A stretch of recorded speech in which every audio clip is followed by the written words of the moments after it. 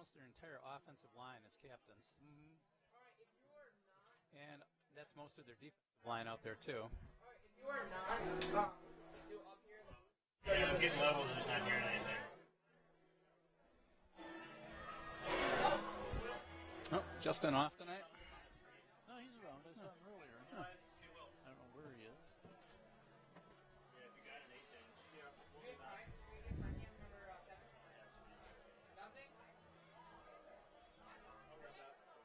Really big shoes. I'm glad their football jerseys have easy to read numbers and not those white on white numbers they wear in basketball. This year, everything's white on them. Yeah. White logo, white team name. How about that Players Weekend where they wore the white and black uniforms in baseball? Did you see those? Probably, I don't remember. They were awful. You couldn't read anybody's numbers or name on their back, and they were allowed to have personalized names. Well, it didn't do any good if you couldn't read them.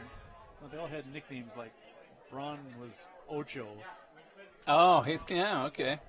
It's funny how many times they take a guy's name in baseball and take just the first syllable and put a Y in it. Absolutely. Yelly and Spangy and Adam E. You're just jealous because they've never been able to really do that with yours. Stevie, that's just not right, man. They could call you a genius. Marty. Nah, that doesn't work either. Nellie. Nellie. No? Never had a nickname that really stuck. Maybe we should challenge our listeners this week. A listeners contest. Yeah, to come up with a nickname for you. What was that? I don't know. Don't know. I just work here.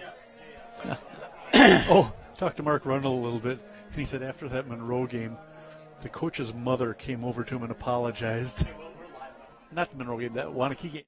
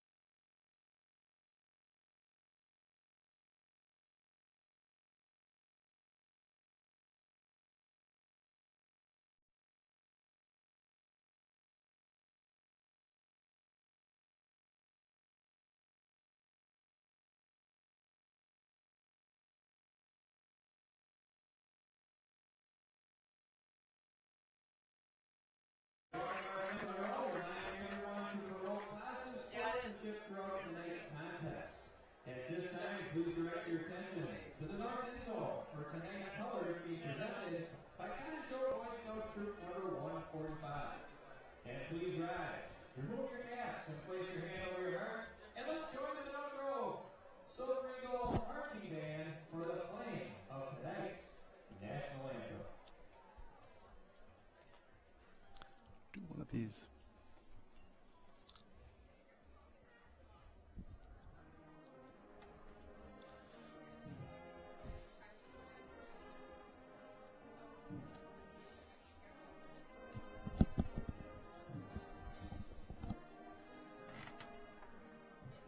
Oh, yeah, I suppose.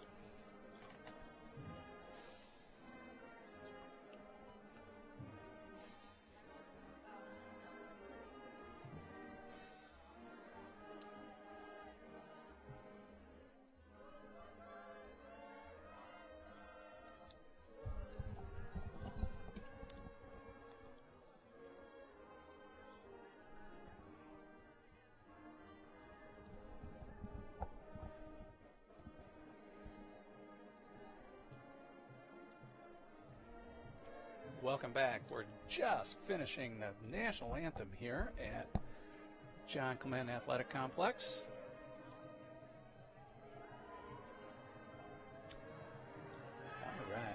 All right, I just want to let you know you're listening to the Wisconsin Broadcasters Association 2018 Station of the Year, 98.7 WVMO, the voice of Monona. Thank you for watching and listening to Monona Grove Silver Eagle football on the Monona Community Media Network, live streaming on YouTube and on the radio at 98.7 FM WVMO. Well, Steve, kind of get us up to speed before the game starts. These two teams have met for a long time, and this is the last time that the two teams will meet. That's right. With the realignment of the conferences next year, we won't be seeing Monroe every year like we have since 1956, when the Silver Eagles joined the Badger Conference as a varsity team. We've played 61 games over the years against the Monroe Cheesemakers. Silver Eagles are 42-19 against Monroe, 69% winning percentage. There was a stretch there when it was all Monroe, and then it switched to all MG. And the last couple years have been pretty dicey. MG's gotten 2 of the last 3 wins, but Monroe's put up a tough battle the last couple years. 48-15 last year. 2017 was a little one-sided, 42-0. But then in 16, Monroe beat us 10-7. Yes, indeed. But in the last 15 years, Monona Grove's won 14 of those games. The only loss, that one in 2015. Monona Grove comes into this game with 18 consecutive conference wins. Steve, who was the last team that beat Monona Grove in conference play? Milton. No. Fort Atkinson. No, you already said it. Stoughton. Monroe. Monroe was the no last way. team to beat Monona Grove in conference play. That was in 2015, and they beat them 10-7. Long ago, you're kidding me. Yep. All right, back deep for the Cheesemakers. Number 14, Jace Amacher, and number 8, Trevor Rodenbaugh. It's worth noting, too, folks, that Monona Grove, the last time they started a season 0-3 was in 2007. I don't think they're going to match that number tonight. I don't think so. Houston ready to put his foot into it, and we're underway. This is Rodenbaugh letting it go over his head into the end zone. Touchback for Houston. So the Cheesemakers will take over at their own 20-yard line, 1st and 10. And Monroe will be working against the wind. It's another great night for football. The only difference between this week and the previous two is the wind. It is quite a bit breezier. And Monroe will start against the wind. Monroe's passing attack has been pretty much non-existent this year. Let's see what they're doing. They come out in the I formation to start the game. Now they switch it. Kind of a full house backfield. Hand off to Tyler Madley, and he's thrown back for a loss. It was number 20, Dahlhauser, number 21, Dahlhauser with the tackles. Madley, a loss of 1 on the play. That's a good start. Madley, their number 3 rusher for the season. He went nowhere on that one, though. Yeah, he went 7 carries, 20 yards last week against Portage. Golombuski went 5 for 6 in the passing game. They didn't need him to throw much, though, with the running game going for over 300 yards. All right, we've got Bansley, the tailback. That's 8. No, 8 is who? Rodenbaugh. Rodenbaugh at the fullback. Golombuski back Three-step drop, swinging out to the right side. Off the hands of number 3, Tyler Matley. Tyler Matley just ran a simple hook pattern right about 10 yards out, and the ball just a little overthrown. A little timing throw there. Throw got there just a tad early. So Golombuski 0 for 1. Last year, Golombuski wasn't a starting quarterback until the 6th game of the year, which was against Monona Grove, a game Monona won 48-15. Golombuski came in the second half, led the team to a single touchdown. They shift into one backfield behind Golombuski, who'll give that to the fullback, number 8. And he might have gained a yard, Rodenbaugh. Well, now the Silver Eagles are signaling they recovered the fumble. What do the officials say? That's what counts. They're still unpiling players. The Silver Eagles look pretty joyous. The official has not signaled anything as of yet. No, Monroe came back with that one. Just the same, it's 4th and 10, and they're going to kick it away to the Silver Eagles. Cam Reuter back to receive it for the Silver Eagles. All right, pretty good run defense there, Steve. 2 carries, no yards. Yeah, I'll take that. That fumble was recovered by Minder, number 61, Bodie Minder. One of their all-conference honorable mention returners in the line. Rodenbaugh's kick, kind of a low spiraling kick, taken by Reuter at the Monroe 48, and he's dropped. Might have even lost a yard on that one. Good coverage on the kick. Great coverage by Matley. He was there right as Reuter took the punt. Especially on a low kick like that. The ball didn't hang very long in the air. Well, it got held up by the wind, I think, so that probably just slowed the whole thing down. 1st and 10 from the 49-yard line of Monroe. These are jersey numbers I can read, Bob. I hardly approve both jerseys. All right, in the backfield, Ty Hoyer. And Steve Martinelli recommends. Cameron Benke. Benke calling the signals. First snap for the Silver Eagles. Hand off to Hoyer, left side. Cut down short of the 50-yard line. Yeah, good penetration by number 22, Aiden Sweeney, 5'10", senior defensive back. Loss of 2 on the play. Hoyer had his ankles taken out. 2nd and 12 for the Silver Eagles. They line up 3 wide outs to the right side. Receiver is tight to the left. Benke calling the signals. Now they change the call. Now we're ready to go. All right. Monroe playing a cover 2 defense. He's throwing this time. Missed his receiver over the middle. That was Dylan Matusak. Had Matusak open, running a crossing pattern, and threw the ball behind him. Brings 3rd and long up. Silver Eagles change little personnel. Owen Croak, number 14, on the field now. Still Hoyer and Benke in the backfield. Matusak far wide to the left side. A couple wide receivers to the near side is Reuter and the aforementioned Owen Croak. Benke calling for the ball now. He's looking to pass. Over the middle again. Off the hands, tipped by the defender, and off the hands of number 11, Oliver Houston. That'll bring up 4th and 12. The Silver Eagles will have to punt after they go 3 and out. Houston running another crossing pattern, got open, but a nice job underneath by the defensive back to get back and get a finger on the ball and knock it clear of Houston's grip. It's unfortunate. We were talking about those passes over the middle, Bob, before the game, and we really like that style of offensive play, but unable to complete 2 of them. The Silver Eagles have to punt it now. Nick Bansley deep. Benke will kick it away. This is going to roll.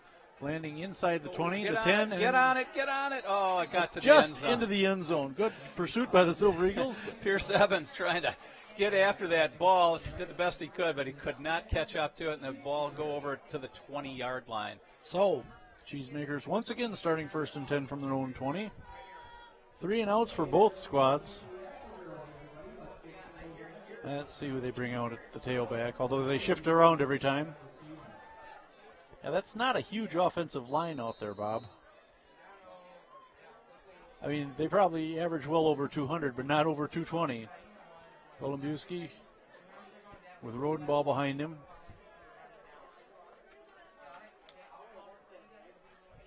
This is Bansley coming on the end around. Across the 20. Thrown down near the 25-yard line, out of bounds. And that was Dahlhauser on the tackle, number 21. About 5, though. Well, they've run 4 places, and Dahlhauser's been in on 2 of them. Second and Cheesemakers. Ball just on the 25 yards to the left. He's a 6'6" wide receiver. He's one of their leading receivers. They in motion. Monona changing their alignment. Hand off to Rodenbaugh up the middle. Rodenbaugh still on his feet, close to the first down. He will be a little short. Yeah, he got through the initial wave of attackers and then was stood up by number 20, and his last name is Dahlhauser as well, Grant Dahlhauser. Boy. But he got just enough for the first down, 5-yard gain on the play by Rodenbaugh. Boy, just barely, yeah. Yep, 1st and 10. The nose of the ball on the 30-yard line. Golubiewski brings him up to the line.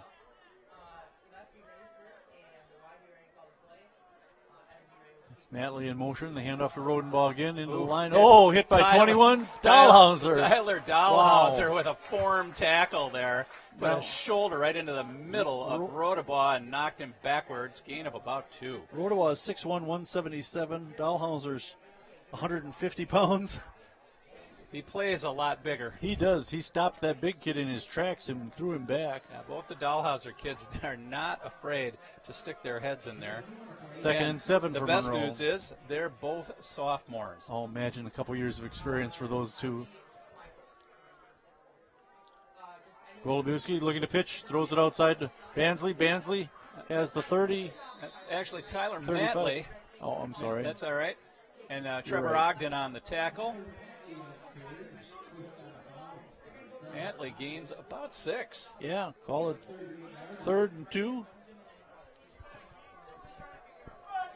I thought Golubiewski probably pitched that ball just a little bit early. He was running the quarterback option on that play. If he'd held that ball for another beat, he would have sucked in more of the defenders and possibly freed up Matley for a long run.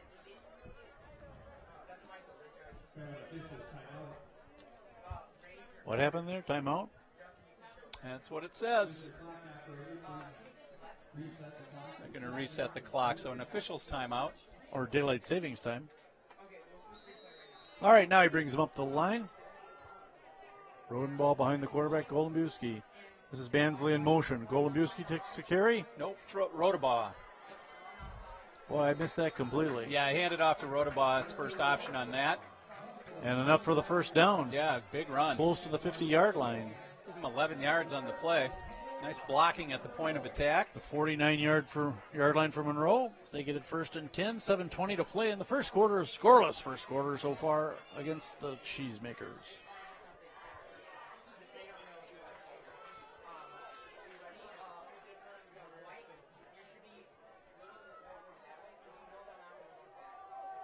Only one wideout for Monroe. Oh, right up the middle again. Rodenbaugh again, and Rodenbaugh with about an 8-yard pickup. He runs the ball hard. Just a little dive play, just a quick dive play. So good blocking right at the line of scrimmage. Got to hand a little bit of credit to the defensive line, or offensive line, that is. He shot through Monroe. there pretty quickly. 2nd and 8 for Monroe. What about 26 carries last week against Portage? That's his 5th already in the first quarter. Bansley had a pile of carries, too. He's the little guy next to Rodenbaugh, number 24 there. Matley wearing number 3, stepping into the backfield. There's Bansley in motion. Hand off to Matley, and Matley hit and pushed back. He lost a yard on that one. Yeah, good job by the defensive line on that one. Staying home. Presley Mackesy in on that one. No gain on the play. 3rd and 4. In fact, a loss of a yard. Wow. Yeah, they pushed it back, where are we? To the 45-yard line almost. They've got to get to the 41.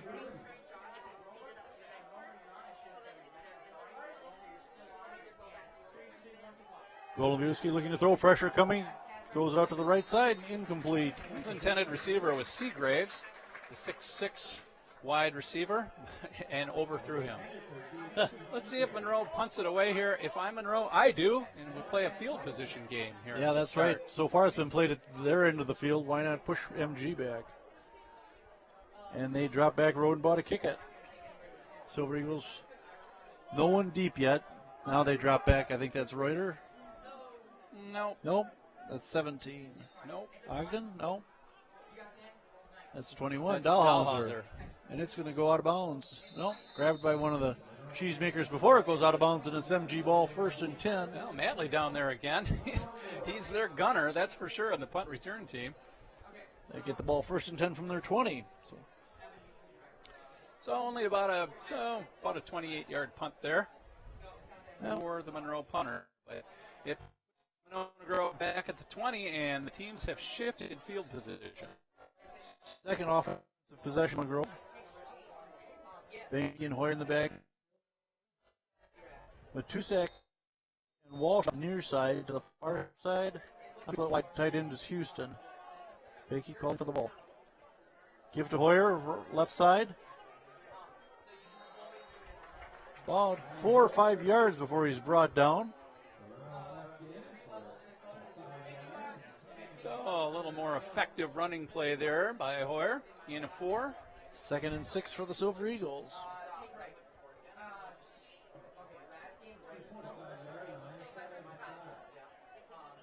They appear to have settled on Hoyer as the running back tonight. Maybe we'll see Fabian Jackson later on.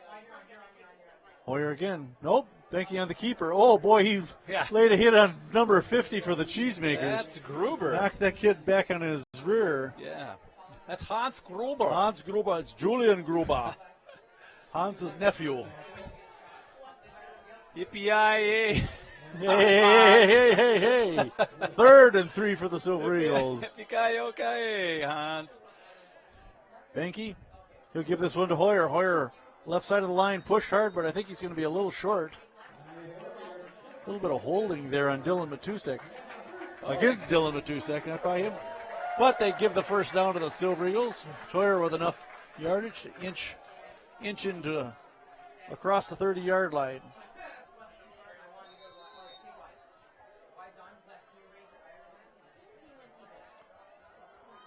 Houston, the tight end on the near side. Who have we got split? That's Walsh to the far side, split out wide. Got Reuter split to the near side. Looking to throw, Benke, right side. That's Houston with the catch, number 11. Houston just a little swing pass off from his tight end position, and a first down for the Silver Eagles. I like Houston. I think he's a good tall player with good hands. They can keep throwing the ball to him. It would suit me just fine. 15-yard gain. He was open, and that pass was right on the hands. 1st and 10 for the Silver Eagles from their own 45-yard line. About ready to move into Monroe territory. Banky calling for the ball. Oh, it's over his head. He's going to have to chase this one. Oh, and he couldn't land on it. I think Hoyer might have got it back, or Banky. No, Banky did, yep. Banky fell on it finally. He went back to try to pick it up and make a play out of it. The ball squirted away from him. Fortunately, Monroe overran it, and Banky was able to get back on it, but a big loss. Oh, yeah. He lost 10 yards on the play. Yeah, pushes it back to the 34-yard line. So 2nd and about 22.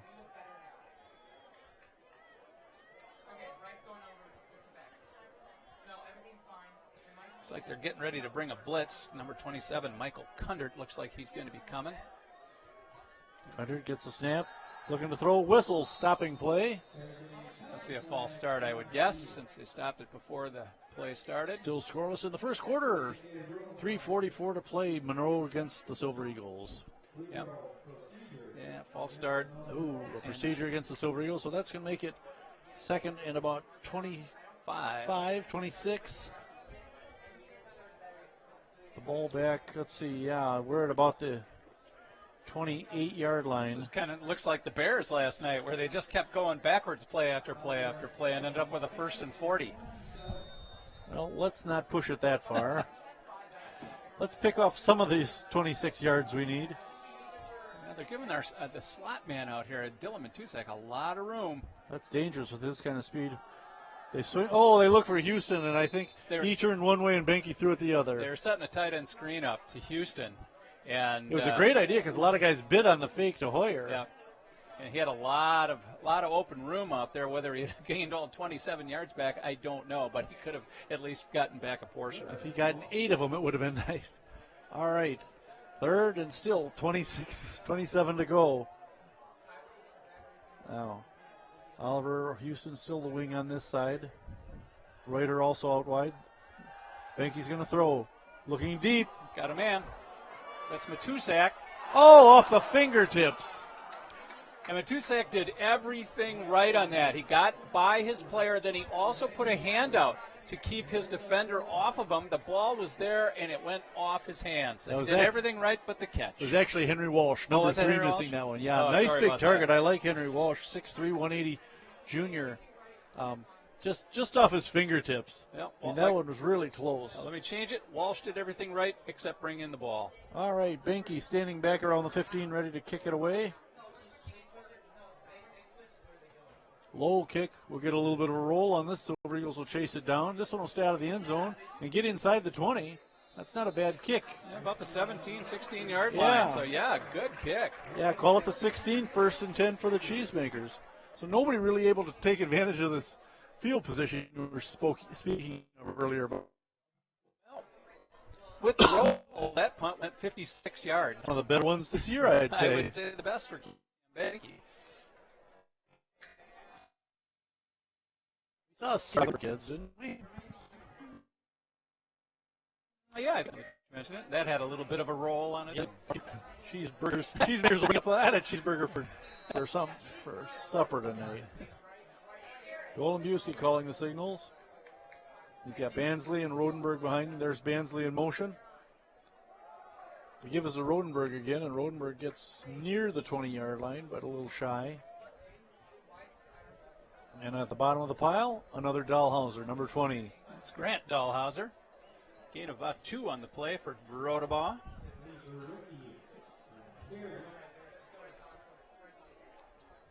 Second and 8 for Monroe.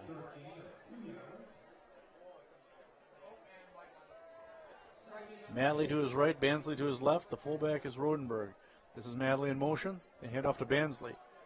Hit at the line by 73 for the Silver Eagles. He picks up a couple more, gets across the 20. Number 73 happens to be Jacob Sale, starting defensive tackle. Make it about 3rd and 5 for Monroe. That was Matley on the carry. Now this is an interesting position for Monroe. If they could throw, this would be a nice place for a short pass, but they've not shown the ability to do that very well this year. Well, they're passing better this year than they had last year. Last year, they were absolutely abysmal in the passing game. All right, Golombuski looking to throw. Rolling to his left. Pressure coming. Well, Overthrows his receiver, Rodenberg, and it's going to bring up 4th down. that was an easy call for offensive pass interference on that one. Oh, my God. Seagraves came out and shoved, I believe it was Trevor Ogden, onto his back. Yeah. But regardless, incomplete pass, and Monroe will punt again. It's starting to look a little like the Packer game from last night. So, Who is the 3rd punt of the game for Monroe. Is this Pierce Evans back to return it? I can't see. I thought I saw 15 on his jersey. Well, let's take a look. Rodenberg will kick it. 16. It's Reuter. Reuter. He'll call for the fair catch at the 48-yard line of Monroe, so the Silver Eagles with great field position to start their next possession. It's like two boxers punching each other. Nobody can land that big punch.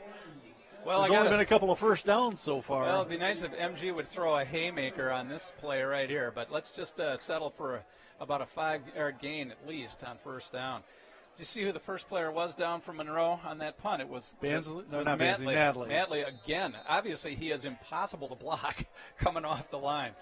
I know. Madley stays out there at defensive back, as does Bansley. Who's the other kid out there? Number 2. We haven't seen him much. But, yeah, they got a number of kids that play both ways. And the linemen.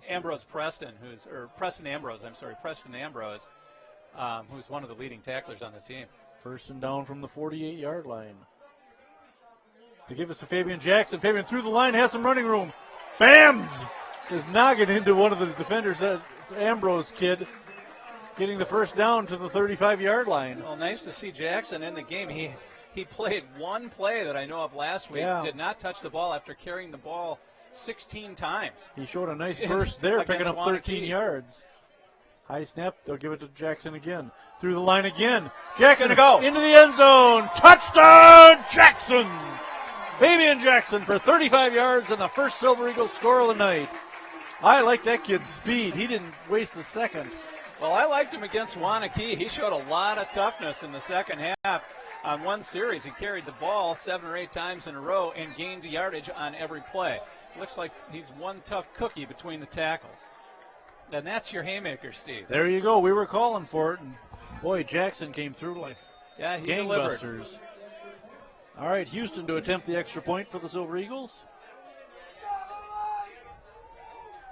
Our holder, number 14, Owen Croak. Good snap, good hold, good kick. 7-0 MG. Very close to having that blocked, though. That was Bansley who got through there. I thought maybe he was going to get that one. So the Silver Eagles, with 1:30 remaining in the first quarter, take the 7-0 lead over the Monroe Cheesemakers. Let me read one of these things here, Bob. That's a good idea. The Monona Grove School District would like to remind you that the annual meeting will take place at Glacial Drumlin School on Monday, September 9th at 6 p.m. More information and materials will be available this week at mononagrove.org. Monona Grove teacher. No, you don't need to read that one. Oh. That's welcoming students back to school, which they already have Well, done. we don't need to talk about welcoming back. They better darn well feel welcome. Speaking of that, I was watching the news on the first day of school, and the La Follette High School literally rolled out a red carpet for returning students, and all the teachers got out and clapped as they came through the door. Can you imagine? Thank you for showing up again. Can you imagine that happened to us back in the day? Couldn't believe it. It just Teachers shook apply. Yeah, we come from a different era, I guess, Bob. I just died watching that. Oh, you have got to be kidding. Right, Bansley and Oliver Houston. We've got the signal. We're ready to go. 7-0 MG on top. Houston, the kick. Rodenberg will take it at about the 15. Bansley. Bansley with good Bansley. speed, and he's could break it. Houston pushes him out of bounds, but not before he crosses the midline. He did show some speed. Yeah, Bansley's very fast. And he's a little guy, too. I mean, those little ones are hard to grab because there's nothing there. Listen, at 5'10", 171, that's an extreme exaggeration. Well, Monroe starting with the ball on the Monona Grove side of the field. MG gets a quick touchdown on the run by Jackson and then turns around and gives up a long kickoff return to Bansley. Monroe with great field position to start this drive. Right. Rodenberg, the fullback, Bansley and Badley, the wings. Golumbowski calling the signals. Natalie in motion. Bansley up the middle. Stop. I missed him. No gain. Defensive line has been playing pretty well, and there's Dahlhausers all over the place making tackles. I'm impressed with what MG's done against the run so far. We've got 1:05 to play and the clock running here in the first quarter. We'll get a few more plays in. 2nd and 10 for the Cheesemakers.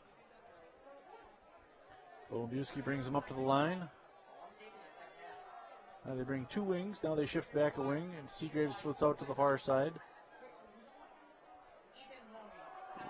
This is Madley. Madley hit at the line. He went nowhere. Presley Maxey with good penetration. Dahlhauser on the tackle. And I think, In fact, he lost a yard. I They're going to think- bring it back to the 50, almost the 50. I think Garrett Hansen and Mitch Hunter were also in on that. Yeah, I saw round. Hunter, I believe it was, making the tackle there.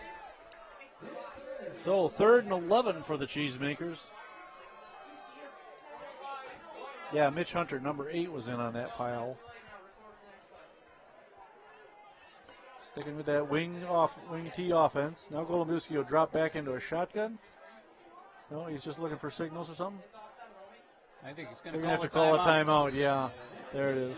Oh, no, they let the quarter end. There we go. Kind of an official timeout, I guess. Well, We weren't paying as close of attention to that as we should have been, Steve. nope. So, first quarter ends with Silver Eagles 7-0. I like being up that one touchdown.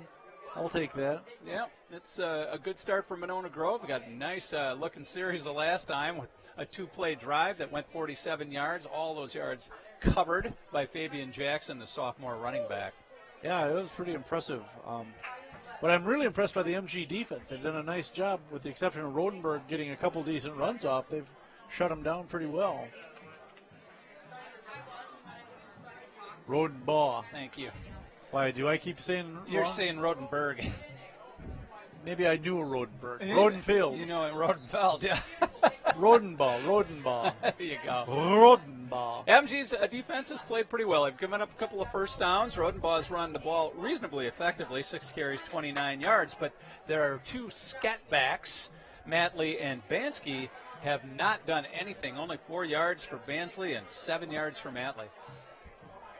Well, Madley's, so far this season, has been their number 3 runner. Rodenbaugh and Bansley have got the majority of the carries.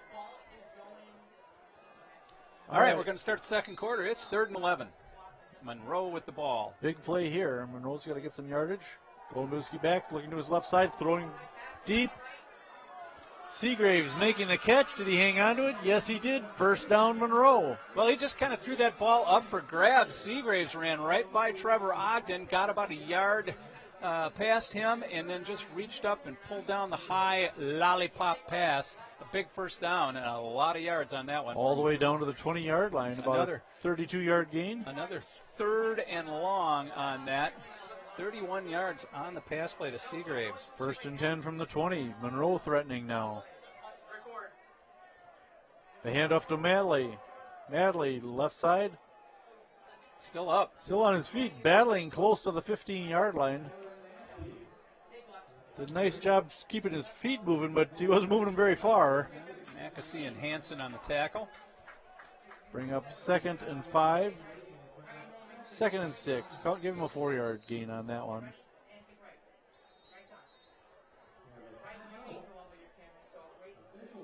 An official timeout now.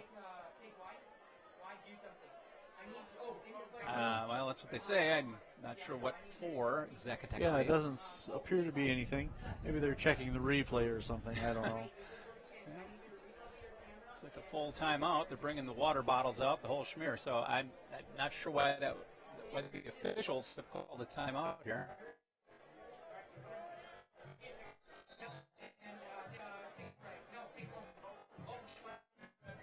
I don't know. It's hard to say. It's Silver Eagle defense coming back out onto the field. Now here come the Cheese. 2nd, 16-yard line.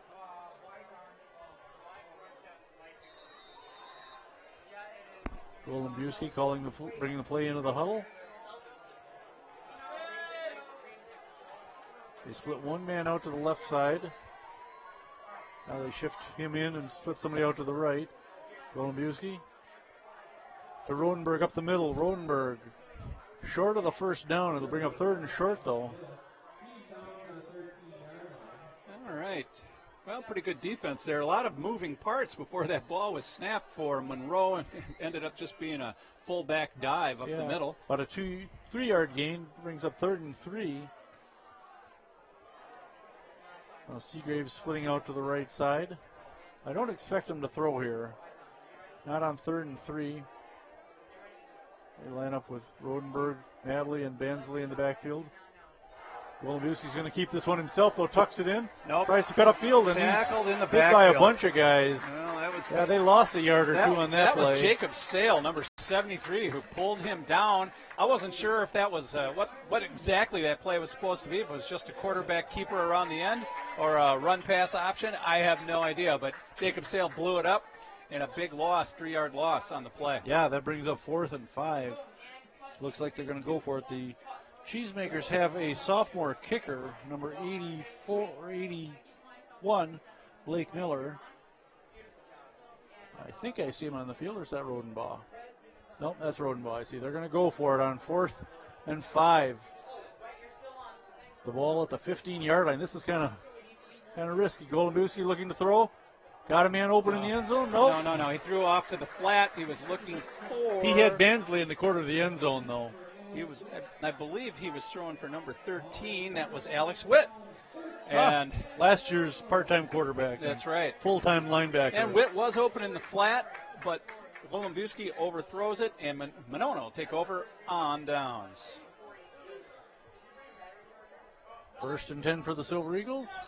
That's the first time we've mentioned Alex Witt tonight. Witt hasn't been obviously in on too many tackles. He came into this game leading Monroe in tackles with 40 in the first 2 games. Nice pass coming in. Henry Walsh with some running room now. He Henry could score. across the 45, 40, 45, 50, He could 30. score. He's got to turn it on. Turn it 20, on, Henry. 10, 5, touchdown, Henry Walsh. 85 yards, Bob.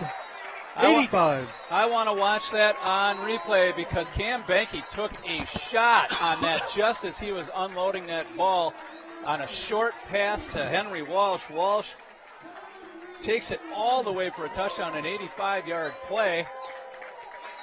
Banky looked right first, and he came back around to look to the left and just dumped it off at the last second, right before he took a smack from a defensive player from Monroe. So, Oliver Houston will line up his second extra point attempt of the night. And that is a real change in momentum. Boy, Steve. it was. 1st and 10, and you go 85 yards for the touchdown on a single play. Walsh showing some nice speed. And this one, no good. All right, they've had a little trouble with All the right, here extra comes points. your So here's replay, your Bob. replay. Watch And watch, Banky. watch Banky take a Boom, hit. yeah, and watch. Walsh is virtually untouched. Just a short pass, but he got a block on the outside. I couldn't tell who that was from, if that was from Blake Moran. But once he got into open field, they couldn't catch him. We need to turn the light on in here, I think. I'll Can you get reach it. that? For sure. Thank you very much. Oh, right idea. So, 13-0. This is a much better offense than we've seen the first couple weeks, haven't we, Bob? Well, a real turn of events and a real morale killer for Monroe. Monroe had completed a long pass to get him to the 20-yard line of Monona. A couple of running plays that got him to the 15. They were going for it on 4th and 5, got stopped on downs, and on the first play after Monona Grove takes the ball over, they score on an 85-yard touchdown pass. So Monroe, looking at possibly tying the game at 7, is now down 14-0. All right. We've got Bansley and Rodenbaugh back deep. Houston kicking off for the Silver Eagles with a 13-0 lead, 9:23 to play in the first half. Well, I was talking to special teams coach Mark Rundle before the game, Bob, and I told him I hope we got a chance to try 5 or 6 extra points tonight. We're on a good start. Kicking has been kind of extra points at least have been kind of a weakness for the Silver Eagles, although they haven't had much time to practice them in games. Houston ready to kick this one. And put in the air. This taking it at the 10, across the 15. It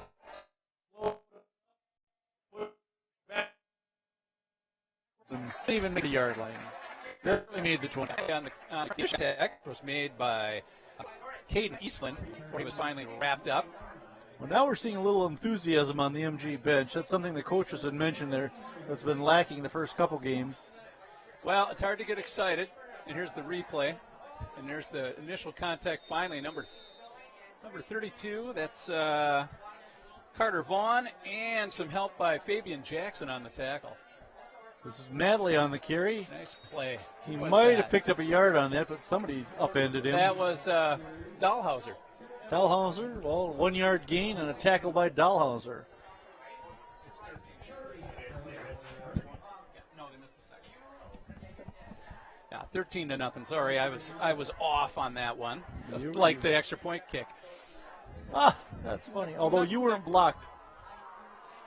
All right. All right. Golombuski brings him up to the line. Rodenwell behind him. This is Madley in motion. Looking to throw and man. brought down. Who was that? That was number 8, Mitch Number- Hunter. Hunter with the TFL. He had a half a sack last week, got one all of his own this week. Yeah, Golombuski dropping straight back. I don't think he saw Hunter even coming before Mitch had a handful of his jersey. And that brings up 3rd and 13.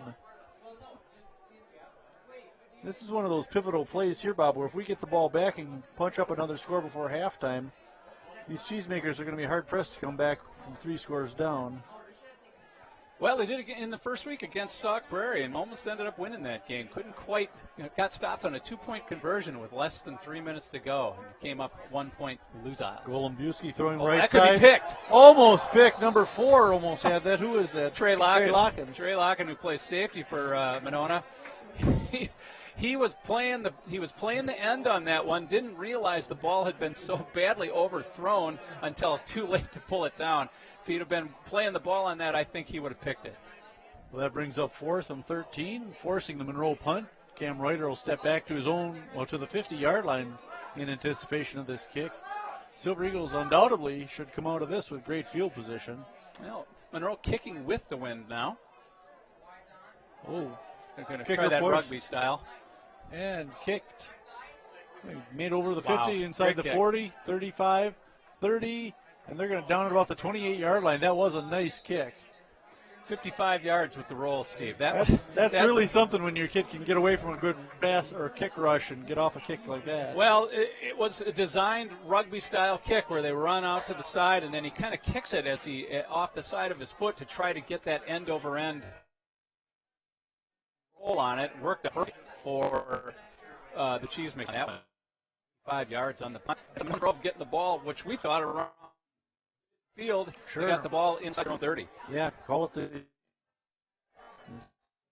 30. Yeah, the 28-yard line. All right. Got an empty backfield. No. Hoyer standing next to me. We get a tie. He'll go right side. Got 4 yards on that carry. Call it 2nd and 6 for the Silver Eagles. 7.5 minutes to play in the first half. 13-0 MG lead. This is more like we're used to, Bob. I don't like this starting the season with 2 losses, much less 3. Hoyer and Benke in the backfield. Cam will call for the ball. High snap. Brings it down, gives it to Ty. Ty with some running room across the 35-yard line and close to a first down. He'll be a little shy. Good block. Good blocking at the point of attack there by Blake Moran. And with some help from Hayden Eccles, number 62, a sophomore. And the Silver Eagles ready to get up to the line right away. So 3rd and a long yard.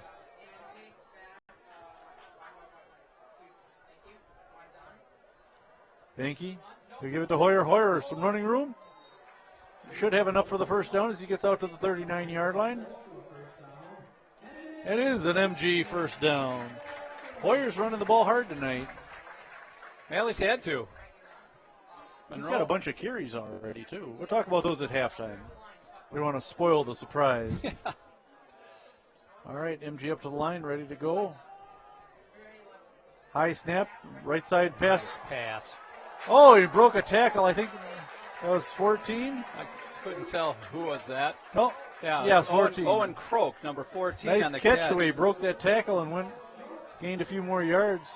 Another first down for the Silver Eagles. What I really liked on that was a bullet by Benke. He threw that one with authority and with confidence, and he hit Croak right in the midsection with that one. The ball to the Monroe 49-yard line. Throwing right side, a little pass. Has some running room. Wow. Inside the 10. Oh. There's a late flag. Ball came loose on the tackle. Ball came loose on the tackle. The official had already called it down. And I think that's going to be a face mask and going to add yards to it. It was yeah. Big gainer on the pass play to Matusak. Let's see if we can get a replay here. Just a fake to the left and turning around and throwing to the right. It looked like the exact same play they scored on with Walsh. Here we go with the replay. Oh, it's cut short. It was a quick replay. That was an instant replay. Here we go. And the official may be in the way on this. Or not. Okay. Oh, no, it's... Well, they're calling a face mask against MG. So Matusak must have reached back with a stiff arm or something like that and got a hold of the face mask. It's the only thing I can think of. Let's see what sort of a spot we get. This is going to bring it back quite a bit. Still, it's a 15-yard penalty. Yeah, the ball spotted about the 29-yard line, I believe that is. No, the 19, 18 or 19. No, it's 28. I can't see. I know. Yeah, 29. So big gainer by Matusak. Unfortunately, they lost 15 yards on the turnaround. It's all right. We can do that again. We got Reuter split to the far side. The handoff, no. Hoyer taking it into the line, breaks a tackle or two, gets down near the 10-yard or 20-yard line. A good second effort there by Ty Hoyer. Well, the pass play was good for 38 yards, Matusak. Prior to the penalty. Okay. So the ball down to the 22-yard line.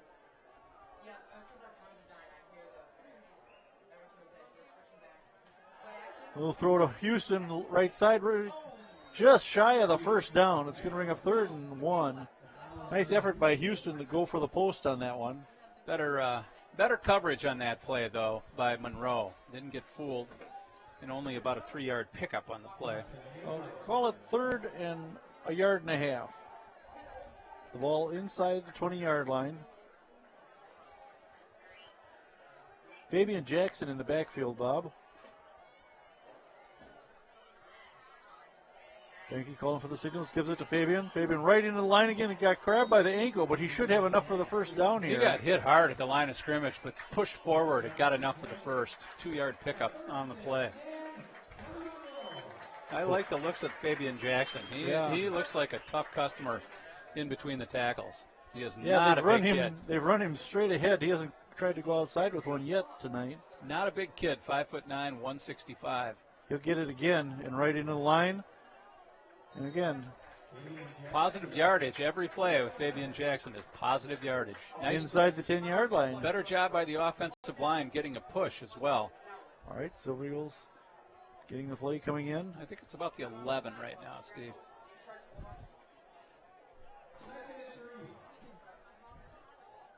Second and 3. Jackson again. No, Benke on the keeper, left side, inside the 10, near the 5-yard line. Get in, touchdown. Touchdown, Benke. From the 11-yard line. Boy, that fake worked out good. You know, they'd been giving it to Hoyer, and then they gave it to Jackson, kept giving it, and finally the fake by Benke, and he takes it himself and just plows into the end zone from 10 yards out. Well, nice drive there, Bob, after that great punt by the Cheesemakers. The Silver Eagles just marched it right down the field. Yeah, got a big pass play to Matusak, but they had a good running game on that one, on that series. Houston lining up. Is he going to line up for the extra point? Yeah, sooner He's or later. coming on late, yeah. Yep. He and Croak will come out there eventually. They're on a different timetable from the rest of these boys. Well, Houston was in the game on the touchdown, so he has to go back to the sideline and get the tee. That's right. Croak calling the signals. Snap is there. The kick is looks up. better. It's good. And it's a 20-0 MG lead. I think that's significant, Bob. I think Monroe's going to have a hard time coming back. Well, there's still plenty of time here in the clicking. second quarter. I mean, it's not like we're under a minute to go. There's still 4 minutes to play. So I agree. I don't think we can count Monroe out just yet. Here's the touchdown play. This is Benke pulling it back out and taking it straight up the middle, plowing through He took defenders. a good hit at the end there. Yeah, Matley on the tackle attempt, but Benke runs right through him and scores the TD. That's one thing we haven't talked about, Cam Benke's running ability. He's listed at 6 foot 175. That makes him the biggest guy in the backfield for the Silver Eagles. He runs the ball really hard, sometimes out of necessity, sometimes by design, but I think he's done a good job overall running the football. Well, he's carried the ball 18 times this year for 41 yards. And now tonight he's got 2 carries for 13 yards and a touchdown. All right, Monroe sends 3 return time. Madley and Bansley and Hugh Beaumont. Houston OT play the first half. Nothing Silver Eagle lead. No Richard Deacon? No Richard Deacon. Oh, okay. He is Lumpy's dad. I know who it was. Didn't they call him Lumpy when he was a kid too? Richard Deacon? Well, his character. I believe Ward revealed that one time. I have no idea, but it's possible because Richard Deacon was lumpy. All right, Houston ready to kick it for the Silver Eagles. 3 men deep for the Cheesemakers. Houston's kick. This will be Matley at the 10-yard line. Trying to cut it over to the right side. Has some running room. Leaps the player. It gets down almost at the 35. We'll give him the 35-yard line on that. About a 25-yard return. Owen Pierce on the tackle for Monona Grove. Monona Grove a little bit of trouble with these fast return men for Monroe. So that's something they'll have to work on. All right, Golubiewski brings them back out onto the field. They've got a 1st and 10. The ball just over the 35-yard line.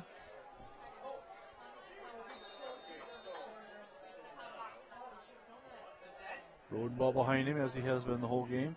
That's Matley in motion. Rodenball with the carry. Nope, it's a pitch. Nope, pitch to to Matley. Matley going left side.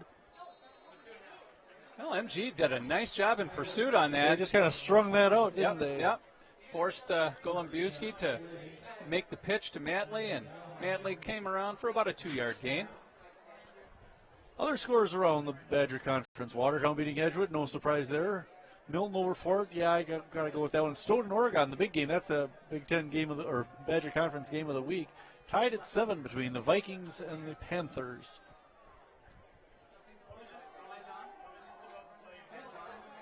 Getting free is That's Rodenbaugh. Rodenbaugh inside the MG30, tripped up and comes down about the 26-yard line.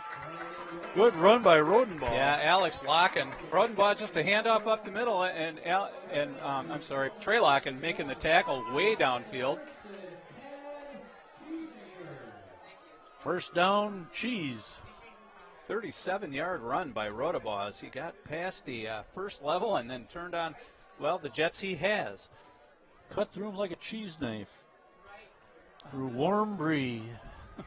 We have not done enough cheese jokes, Bob. done I'm any. disappointed. Yeah, especially after that one I just said. That's right, still haven't done any. Another up the middle. That's Rodebaugh's going to score. Was that Rodenbaugh or Bansley? No, Rodenbaugh with the ball. He scores. Essentially the same play to the other side, went right through the Monona defense. I'm not sure what MG's seeing there, but they're not seeing the ball carrier. 26 yards on that run for Rodenbaugh. And as I said, Steve, there's a lot of time left in this half. Yeah, you're right. I'll give you that. Every once in a while. And there's a lot of time for Monona Grove to answer here, too, with 2:44 left in the first half. All right, Miller attempting the extra point for the Cheesemakers. His first kick of the evening. Golubiewski is holder. Snap, the ball kicked up in the air, and it's good, and it's a 20-7 MG lead. All right, see if we're going to get a replay on Rodenbaugh's touchdown there. Well, He Monona made Grove's back-to-back great runs. Yeah, Monona Grove's defense. I'm not sure what happened on both those. They're simple fullback dives like they'd been doing all night. Monroe had been doing all night. MG had reasonable success stopping that play. Here comes your replay, Bob. Not on the last two. I can't see, a little dark here. There's Rodenbaugh breaking loose. Yeah, just a big scrum in the middle, and he just bounced off a couple of tacklers and took it on in. All right. 2:44 to play in the first half. A 20-7 MG lead. Here's your other Badger Conference South scores. Yeah, we just saw those. They haven't changed. For Fort Atkinson. The last several years have just been miserable for those kids. Yeah, and Fort's going to stay in the Badger Conference. They're not one of the teams that are going to be leaving when they're realigned next year. In fact, Fort Atkinson will be in the Badger the small schools, which include, at the moment, Monona Grove. All right, Reuter and Matusek back deep for the Silver Eagles.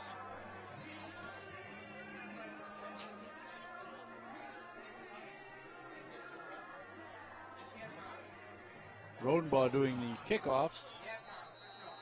He also handles the punting and returns. Haven't seen him on defense.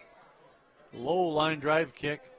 This is Reuter about his own 10-yard line. Some running room up the middle. Cam's going to take this one all the way out to the 45-yard line. You see the kid come in and try to knock the ball loose? Did you see the kid who made the tackle?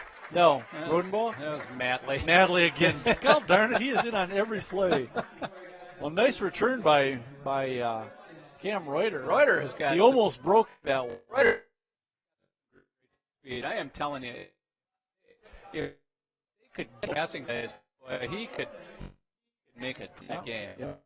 I agree. They bring the ball out to the 45-yard line.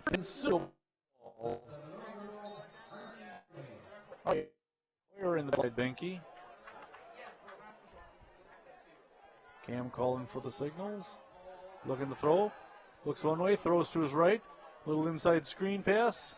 I think that was Cam Reuter. I think it was, Bob. Yes, it was. They They swung it out to the left side or to the right side. Fortunately, it was well defended. It was, and that's going to be a loss of 2 on the catch. Yeah, it was a nice play. Now they bring Cam out wide to this side, pairing with Henry Walsh. Matusak's in the slot. Houston, the tight end on this side. Hoyer and Benke in the backfield. I don't know who they've got on the other side. I can't even see anybody lined up over there. They're going to give it to Hoyer straight up the middle. Hoyer with a good push across the 45-yard line. Kind of an interesting defensive alignment on that one. Reuter was lined up in the slot, and he had Connor Allen, that is, right up in his face. Whereas we have Henry Walsh split wide here, and Luke Matley is covering him and giving him about 15 yards. Yeah, I see that. Now Benke taking the high snap, looking for Walsh. Nope, tried to throw it to Matusak and threw it over his head. That'll bring up 4th and 9 and force an MG punt. Well, right there, Connor Allen just let Reuter go and stayed put and turned him over to a safety, and he was in a position on a good throw there to pick that one off. Let's see what they have deep here. This is Bansley deep, ready to return Benke's punt. Minute 30 remaining in the first half. A 20-7 Monona Grove lead, and Cam Benke ready to punt it away for the Silver Eagles. Appears they're missing a player. Oh, Mitch Hunter. There we go.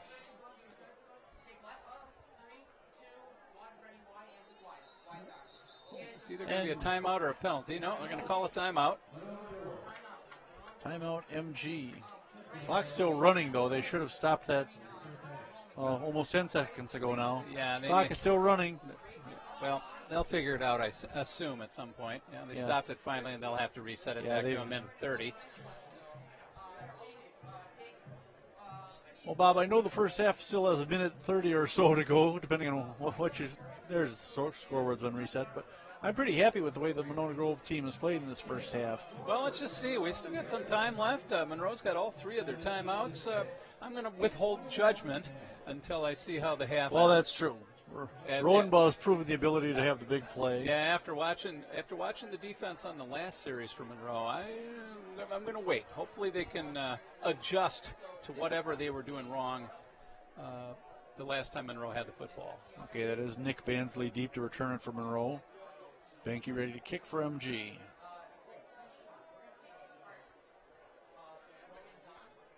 Some discussion here. I think we're ready to go. The official's doing some yakking. All right, now we're ready. Drop the puck.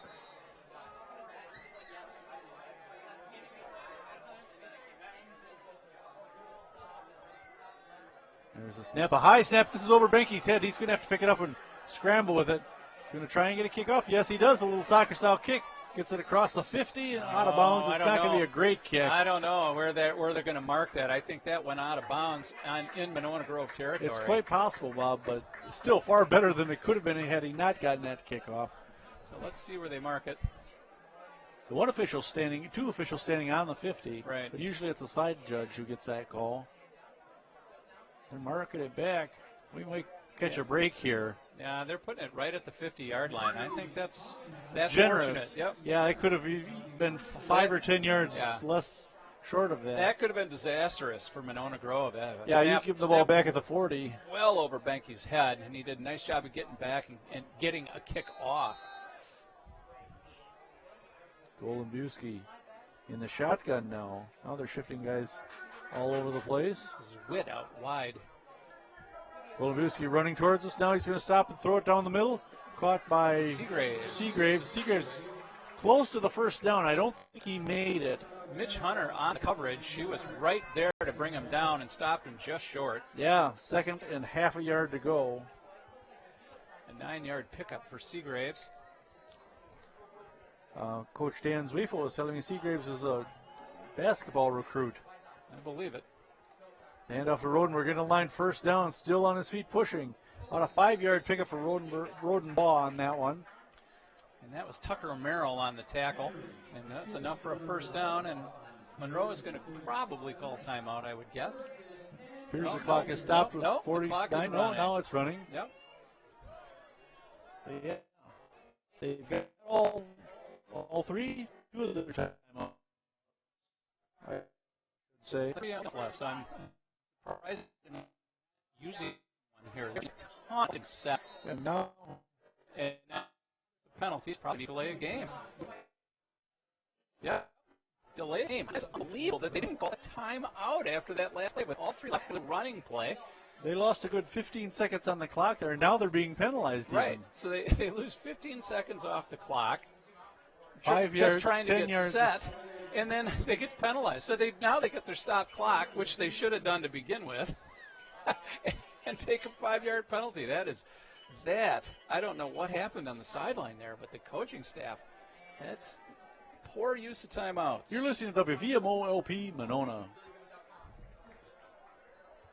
Second and, what is it, about 14? No, more than that. About 18. Out of the shotgun. Kolomiewski rolling to his left, looking to throw it. Now he's going to pitch it, kind of backhand throw it Picked to off. Seagraves, and intercepted by Dahlhauser. I believe that was 20. Yeah, I believe you're right. That's Grant Dahlhauser with the pick. An overthrown ball. He was trying to throw a jump ball to Seagraves toward the left part of the field, and he just threw it over his head and right into the hands. I'd like to see a of replay because I Dahlhauser. think he threw this kind of backhanded with his right hand. I believe Golomiewski's left-handed. See if we can see a replay here. So a big play for Monona Grove. 17 seconds left in the half. They could just run out the clock and go into halftime ahead by 2 scores. Absolutely. Clock stopped on the turnover, so the Silver Eagles will get a chance to kneel down if nothing else. They're in their normal formation here. Well, that's the spread offense always uses the same formation. That's Marin in the backfield, I think. No, that is Benke. Benke. They give it to Jackson, though. Jackson. Jackson some running room across the 20-yard line. Let's see if or MG uses a timeout, and they 30-yard will. line. I don't have a problem with this. Fabian Jackson just knocked off 9 yards. Yeah, out to the they're 43-yard gonna line. say 10 yards. Give him a first down. So a 10-yard run by Fabian Jackson on first down. 9 seconds left. MG could possibly put some points up. I say they try that little screen pass that they scored with Walsh.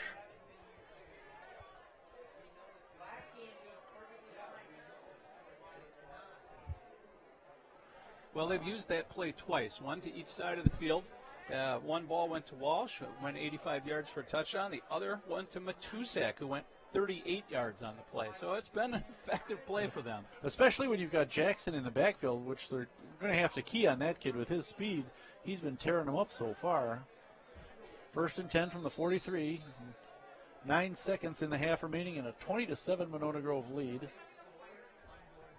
Well, I'm certain they'll use this play to throw the ball. So the offensive line has to give Benke some time to throw. We've got Matusak and Walsh out to this side, Reuter to the far side. Benke calling the signals, looking to throw over the middle. This is complete to Walsh. Walsh across the 50, 45-yard line. And a timeout with 3 seconds remaining. Nice play.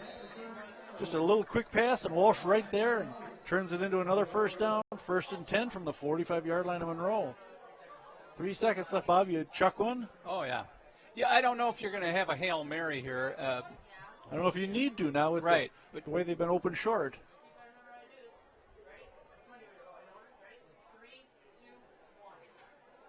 I don't know how much arm Benke has. If he's got enough arm to throw the ball 50 yards in the air and get it into the end zone on the throw, yeah, then go ahead. But he's going to have time to do it as well. Remember his touchdown pass last year, or was it one that got called back? He was throwing to Reuter going down the left side of the field. He put that ball on target at about 30, 40 yards in the air. Let's see what they do here. They line him up in the backfield with Jackson. They've got Walsh and Matusak split out to the side. They got 3 guys. Houston's out here too. Here's the snap. He's got time looking to throw. He is right-handed, by the way. Now he chucks it into the end zone, tipped, Tipped and and intercepted by the Cheesemakers. That'll end the first half. A harmless interception. But the Silver Eagles will go to the locker room leading the Monroe Cheesemakers 20-7 here on WVMO. Steve Martelli alongside the Boomer, Bob Schmuck. Bring you Silver Eagle football. Stay tuned. We'll be back with the second half in just a bit.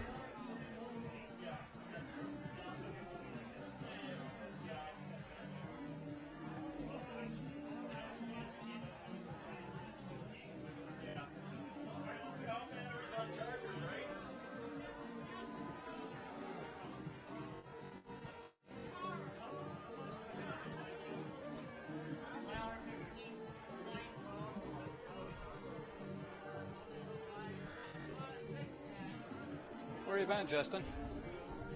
Where you been? Yeah. Yeah? I haven't seen you. I figured if you were still here, he probably wasn't.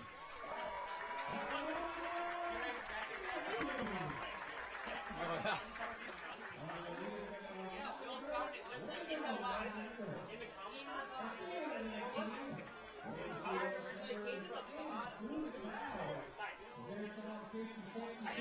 I never checked.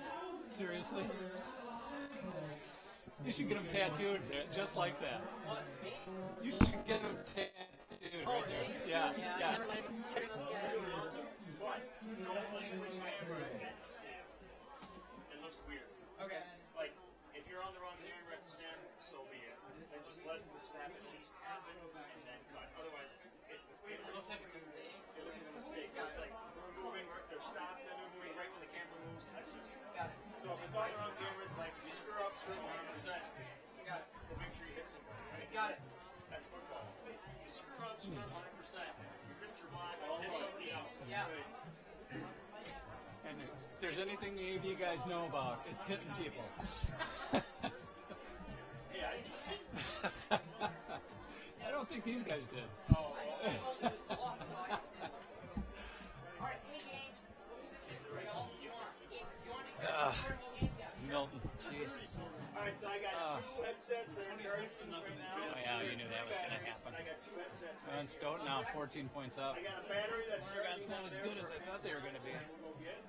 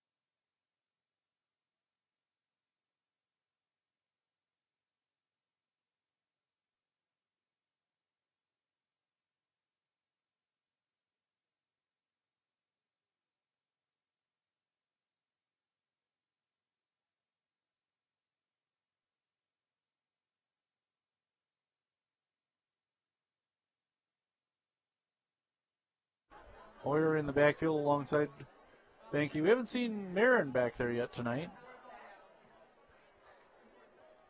Quick pass out to the right side, caught by Matusek. Cuts it up the field. Gets across the 45-yard line and brought down. Got a block out there by Reuter, which freed him up to actually make a few yards on the play. I think if he'd have been tackled without, if he wouldn't have got the block, he'd have been tackled after about a 1 or 2 yard gain. Instead, let's give him 6. That one develops a little too slowly for my liking, They give it away because the quarterback has to turn almost completely around to make that throw. This time Hoyer takes it up the middle. Not much of a push by that offensive line as he was stopped at the line of scrimmage. No, they definitely won the battle of the line of scrimmage there. Monroe did, and stopped Hoyer for no gain. Bring up 3rd and about 4 yards for the Silver Eagles. Ty's 8th carry of the game. I've got him for 21 yards rushing.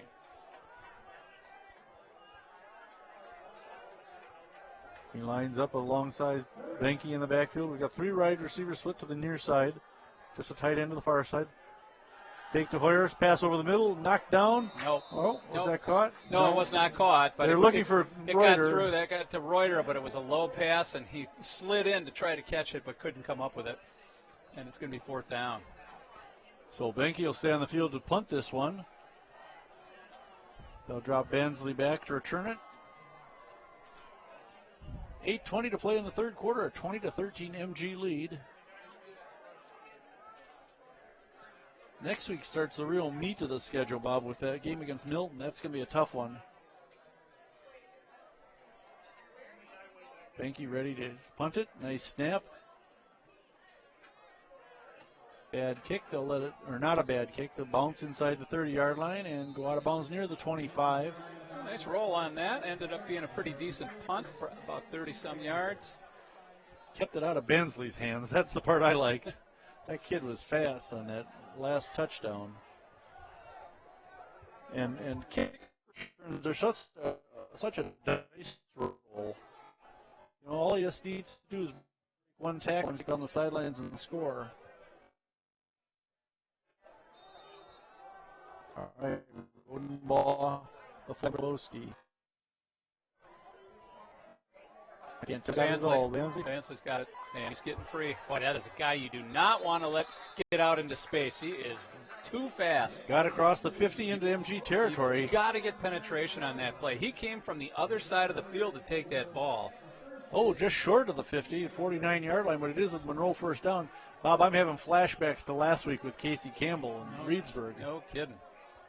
1st and 10, Monroe. The ball on their own 49-yard line. Seagraves splits out to the near side. He seems to be a decoy more than anything else. Well, they don't throw the ball much, period. They like to run the ball. They run the ball about 75% of the time. The handoff to the fullback, Rodenbaugh. Rodenbaugh has the first down and some more. Down the right sideline. It's an out of bounds, short of the 30-yard line. But it's going to be a first down. Rodenbaugh contacted after about 3 yards, and he just ran through those tackles and ran himself into a first down. A nice-looking run. Tough kid. Yeah, gets it to the 34-yard line, 1st and 10 Monroe. 15-yard pickup for Rodenbaugh, which puts him over 100 yards for the night. Nick Bansley knocking on the door with 97. They both ran over 100 last week against Just going to Portage. say that. Golubuski brings up to the line. Who's this 27 kid in the backfield? I don't recognize him. No, you'll have to look. He's in Bansley's spot. Did a little nice spin move there. Got inside the 30-yard line. About a 5-yard pickup for 27. Well, let's find out who he was, or is, that is. He is Michael Kundert, number 27. Nice carry there. Here comes Bansley back into the game.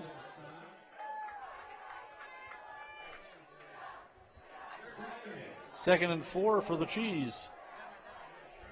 And the Cheese stands alone. 7:07 to play in the 3rd quarter. A 1-touchdown MG lead, 20-13. Golubuski calling the signals.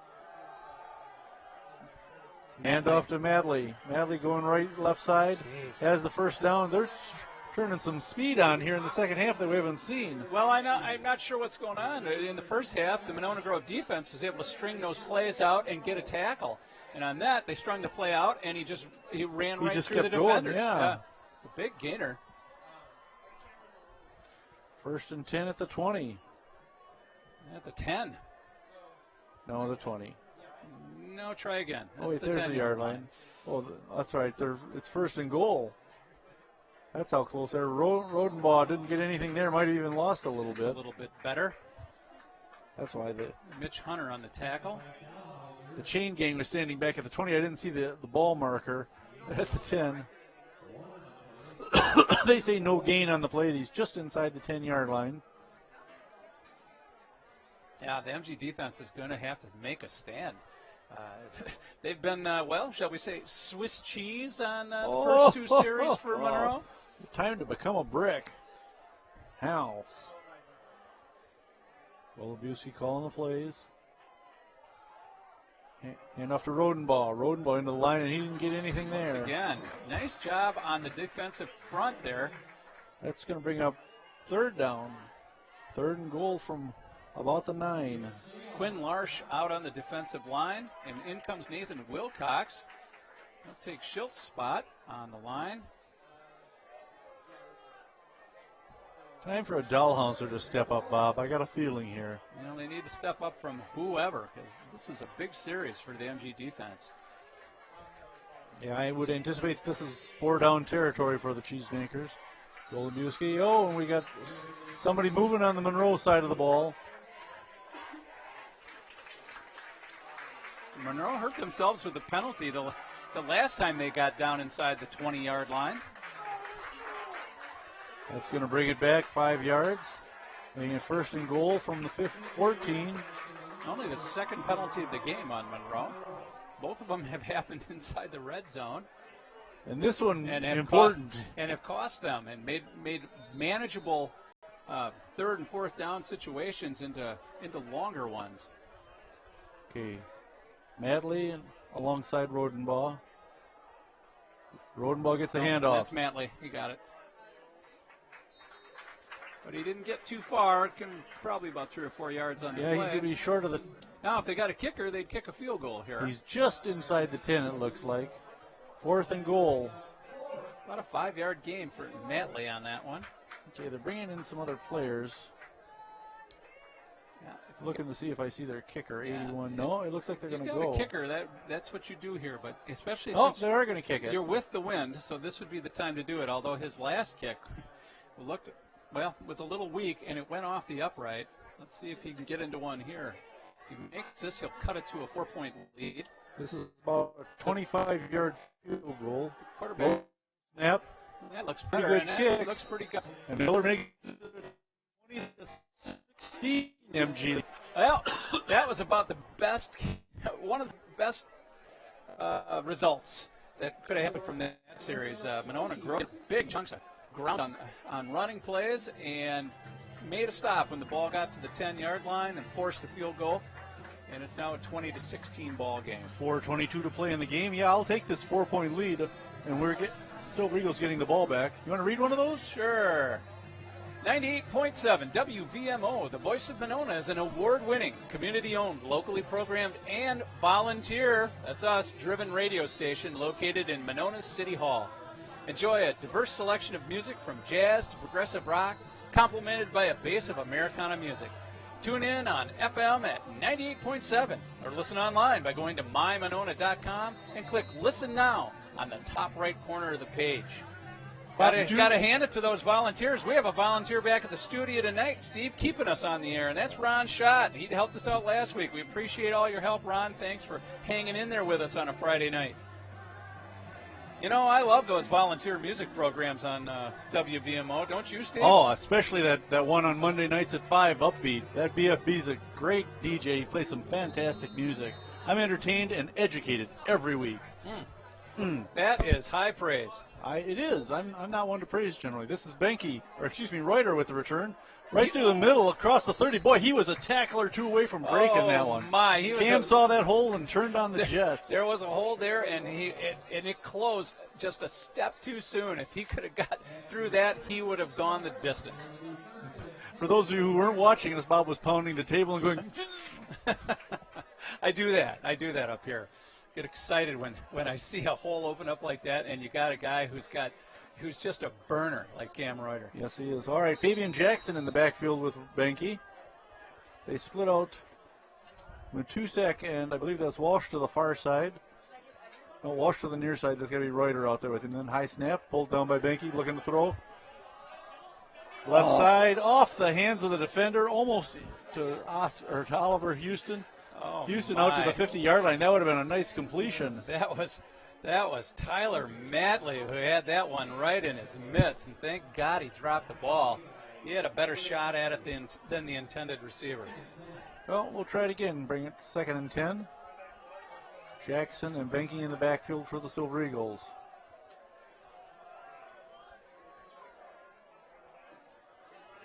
Give us to Jackson right up the middle, some running room. Nice cut. Jackson has some Nice running room, cut. gets a blocker across the 10. Stay in bounds.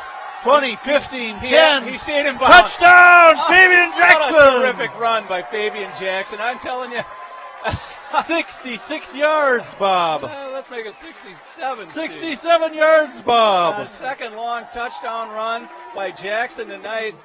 137 yards rushing for the sophomore, and that was a terrific run.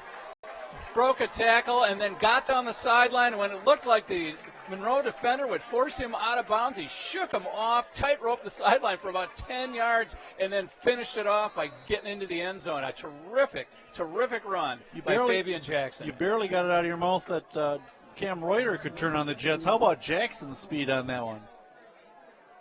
That was fantastic. Now Houston to attempt the extra point. Bobbled snap, the kick up. And no good. No good. I think they might have got a piece of that one. Yeah, but still a 10-point lead for the Silver Eagles. As after the Monroe touchdown, field goal, we come back 22 seconds later on Fabian Jackson's 67-yard touchdown Electrifying run. 67-yard This touchdown crowd is run. just excited. Well, I'm excited, and that's enough for the crowd as far as I'm concerned. But hopefully we'll get to see a replay because that really was a fantastic run, especially the tight roping on the sideline. Yeah. Great job. Fabian Jackson keeping his head instead of just heading out of bounds with the hit, shakes off the tackle, gets down the sideline, and actually shakes off one more right at the goal line to take it in. Yeah, he really wanted the end zone on that play. You could tell. Well, I don't know if we'll get a replay or not, but I sure would like to see one. All right, we're ready to kick off here in a moment. Once 4 again, minutes remaining. Chilted, left at the altar. Don't talk to me. I'm upset about it. 26-16. Silver Eagles with the lead. 3 deep for the Cheesemakers. I would assume they are from left to right. Rodenbaugh, Bansley. Oh, and Matley. What a surprise. Those two are going to be tired by the time this is done. I know Matley and Bansley have played both ways a great share of the game. Houston ready to kick it off. Well, Monroe not too different as far from MG as far as numbers on the team go. Not a ton of upperclassmen and a lot of sophomores filling out the roster. One of the differences is Monroe's coming off a 2-8 season last year, 2-7, excuse me. This one popped up the middle, short kick taken by Bansley, dropped it. Now picked up by Matley crossed to the 20, and not much more than that. So even though he dropped it and went to the next guy, that's a bad option as far as return men. Not with those Monroe. back return choices. All right, they take from 20-yard line, is that? Let's take a look. Yep. Yes, it is. Right on the 20-yard line, 1st and 10, Monroe. Didn't Ellie Mae date a boy named Monroe? No, that was Luann Poovy's boyfriend was Monroe Efert. And for all you trivia people out there, that's from Gomer Pyle. Wow, that's a good one. I give you all the credit in the world. And we're not even touching on Bob's Mayberry trivia knowledge. No kidding. Holy cow. This is Bansley trying to get the corner. There's a good tackle. Grabbed down by the hips by Mitch Hunter. Yes, it was. Mitch Hunter, not a TFL, but kept that from being a really bad outcome. He stayed home. He wasn't fooled and just ran Bansley right into his arms. Back in your arms again. Back in my arms again. So satisfied. Gain of 2, 2nd and 8. Stop it there, Disco Bob. I'm a volunteer. I can do these things. Will Moosey calling the signals? It's Rodabaugh. Rodabaugh with the And carry. met right away. Nice job. Oh, all sorts of guys there, yeah. Ball came loose, but I think they blew it dead already. They They might have gotten 2 more out of that one. Yeah, Mitch Hunter. So, no, give him a yard on that. It's 3rd and 7. Mitch Hunter and Jacob Sale putting the hurt on Rodabaugh on that. Putting the big hurt on. 3rd and 7.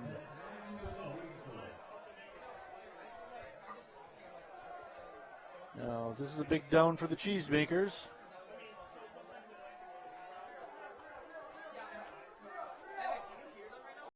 Golubowski out of the shotgun. Oh, moving. Everybody's moving all over the place. I think that's going to go on Monroe. Yep. And that doesn't help him at all because it's going to make it 3rd and 12. Second consecutive series that Monroe has taken a false start penalty on a 3rd down play. Cost them a chance at a touchdown the last time they had the ball. This could cost them a punt from deep in their own territory. Let's see what MG can bring to the table. Call the podiatrist, Bob. They've shot themselves in the foot yet again. All right, they come up to the line, 3rd and 12. That was pretty homespun, wasn't it? Yeah, I just did that spur of the moment. Don't give me too much credit, though. No, Golubowski I wasn't giving you any. Rolling out to his left. Throws left-handed. Oh, and they're going to get an interference call. The ball was caught anyway. Unfortunately, I believe the interference call will be enough for a first down, and I think they stopped him short. Yeah, they're right at the stake there. Yeah, they stopped him a little short of the 30, which would have been a first down for Monroe, but a 15-yard interference penalty will get him the first down. Oh, yeah. That flag just over the 30-yard line. Tyler explaining something to the Monroe coach. Well, giving him his options, and he should take the penalty because that'll get him the first down. The results of the play will leave him at 4th and 1.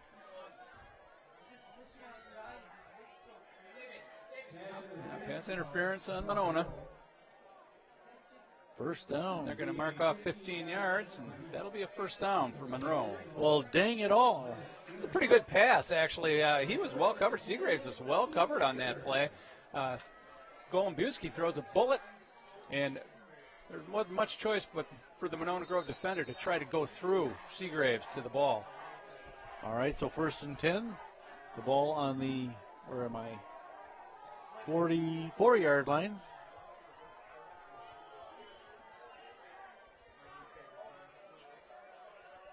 Golubowski calling the signals. Keeping it himself. No, it's Bansley's got it. Oh, yeah, Bansley trying to get around the right corner. Stiff arms one guy, push out of bounds after a short gain. Yeah, he gave Trevor Ogden a stiff arm, but if it wasn't for Trevor Ogden, Bansley would have been able to turn it upfield. Ogden is the one that stretched it out and ran him toward the sideline and stopped that from being a more productive play. Yes, he did. About a 3-yard pickup. 2nd and 7. That puts Bansley over 100 yards for the night. He's had just a spectacular night. I mean, Rodenbaugh's been just a hammer up the middle, but Bansley is really fast. Natalie in motion to give the Rodenbaugh. Not much at all. Yeah, Monona Grove not fooled.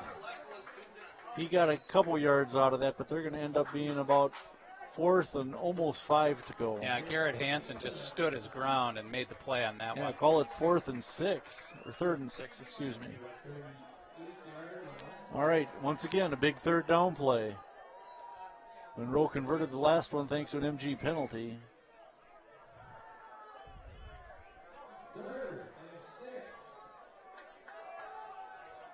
Golubowski brings him up to the line. Looks over the defense, sets under center. Keeper. No. Nope. Inside reverse. And Matt lay with the ball. And he might have enough. It's going to be all. Mark it. They're going to call measurement here. We got the spot. Yep, 1st and 10. I thought they had. Oh, another 3rd down conversion for the Cheesemakers. We're a minute away from the 4th quarter. Just enough for the first down on that inside handoff to Tyler Matley. The ball at the Monroe 44-yard line. Here they come. 1st and 10.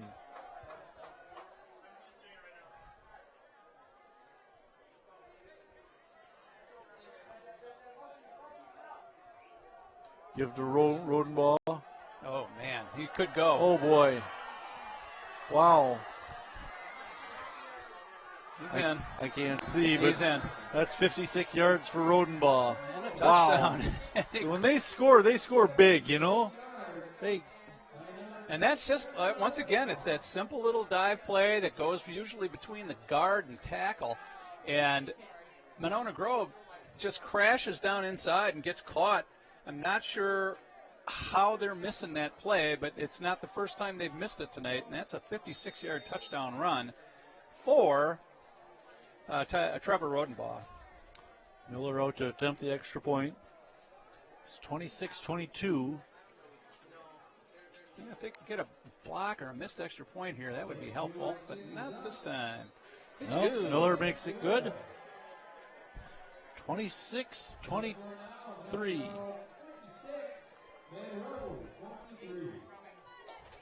Well, that's too bad because it was the interference penalty that kept that drive going. Boy, in this quarter, Bob, Silver Eagles have been outscored 17-7. We've got 36 seconds to play, but Monroe's come back strong. After trailing at halftime 20-7, they've really put on a show here.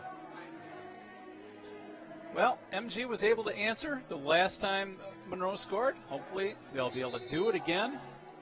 And what would be sweeter to have them answer on a kickoff?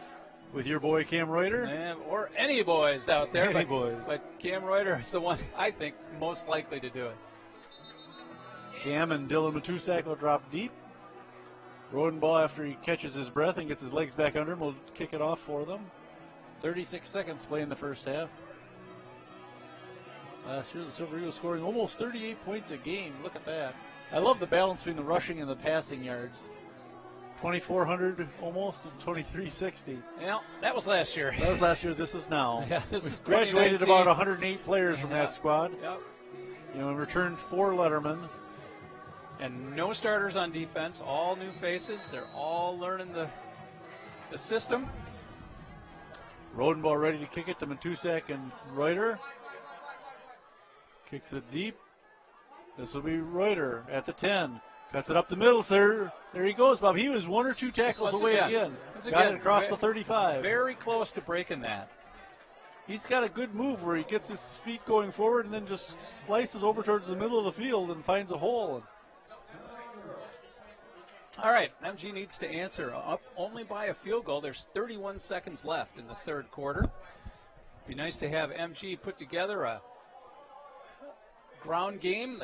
Last time they had the ball, they had all the ground they needed out of Fabian Jackson, a 67-yard touchdown run. But I'd like to see them grind out some first downs and run some clock. The ball at the 36-yard line of Monona Grove. 1st and 10 MG. Binky out there with Ty Hoyer in the backfield. They split Reuter to the near side. Walsh to the far side.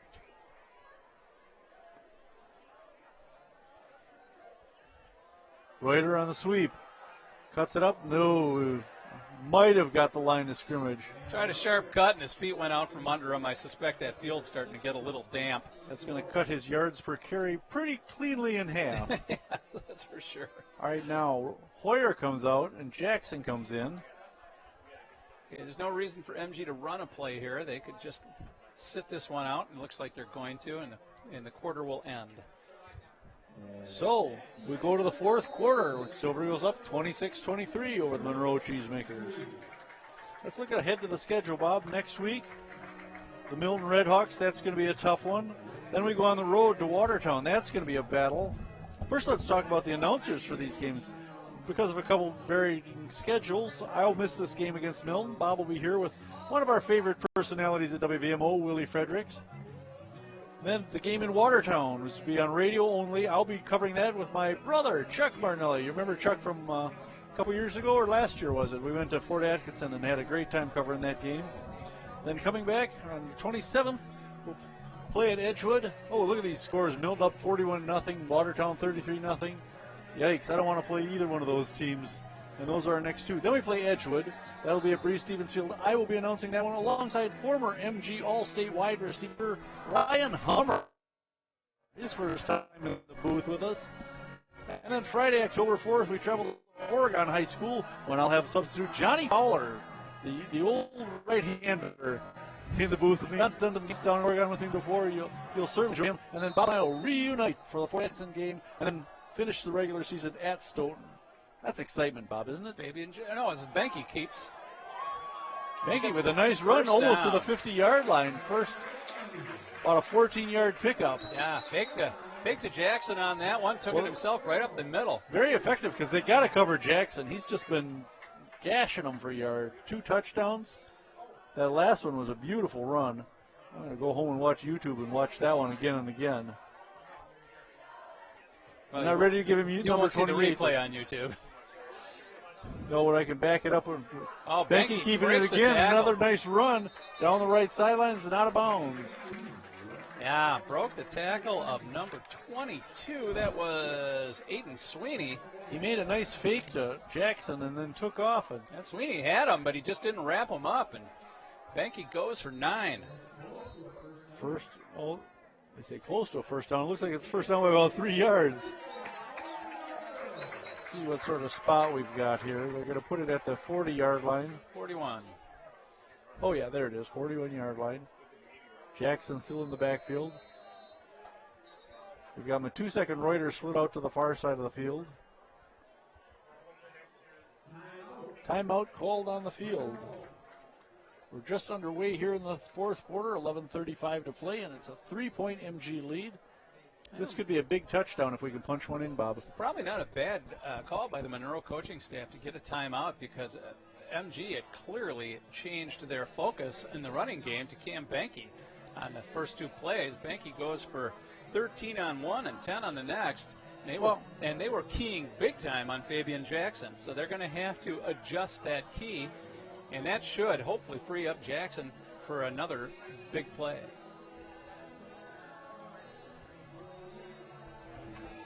Be sure to mark your calendars. This is my favorite one. This for Dogs Night for this year's final food cart cinema at Winnequa Park in Monona on September 27th. Enjoy a dinner from various food carts around the area and a movie with your furry friend underneath Monona's night sky on September 27th at 6 p.m. Were you referring to me as the furry friend? You gave me a look. I saw that look. Yeah, you're the furriest guy I know, I have to admit. Always have been. Well, we got a whistle stopping play there. We had a man in motion and a flag thrown in the MG backfield. And it'll be on Monona, no doubt. Yep. Procedure call. It'll be 5 yards. Monona's 4th penalty I don't know tonight. if somebody jumped or if they were calling it on Reuter in motion. I don't know. I didn't see it. All right. 1st and 15. The ball back to the 46-yard line. Jackson in the backfield alongside Cam Benke. Now Reuter in motion. Hand off to Jackson, straight up the middle. 3 or 4 yard pickup for Fabian.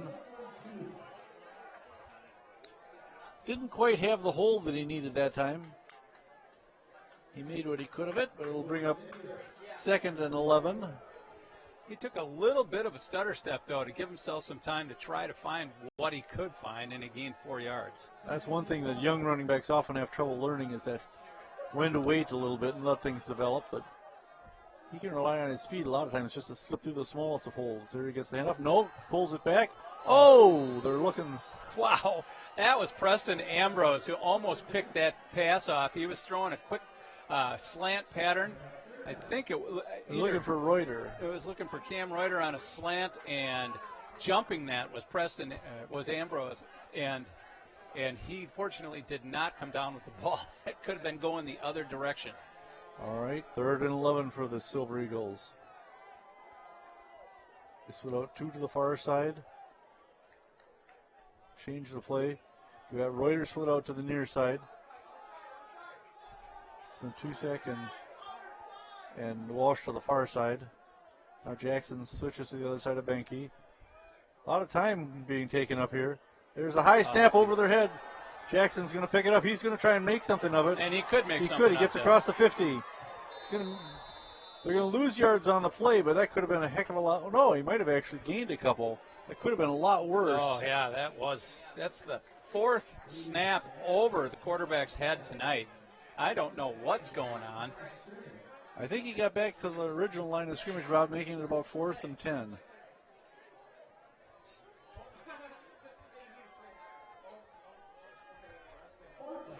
Yep, 4th and 10. And Benke ready to kick it back deep. Bainsley, I would imagine. Yes. Gosh. Worst kick return ever. Aiming corner inside the 10. Bainsley's going to launch to the end zone. And they'll have it first. And a 3-point Monona Grove. It's a little hairy now, isn't it? Once again, Pierce Evans had a shot down in that ball inside the 5-yard line. He just was a step slow. The ball goes into the end zone again. Benke, I thought, did a good job placing it down there where we were in the position to down it, but couldn't quite get there fast enough. Well, that false start penalty really hurt Monona Grove after they had ripped off 2 consecutive first downs. Well, the false start and then the bad snap. Yep. 2 plays there doomed that drive. Doomed. Rodenbaugh. He's a bigger load than you think. Boy, he is. He got close to the first down. He may have gotten it. He doesn't look like that big a guy. They have him listed at 6'1" and 177, and I'll buy both of those. Yeah. But he runs hard, and he is not an easy guy to bring down. 1st and 10 for the Cheesemakers as the ball gets out to the 31-yard line. Rodenbaugh is knocking on the door of 200 yards rushing tonight. Really? I suppose he's had a couple long ones, hasn't he?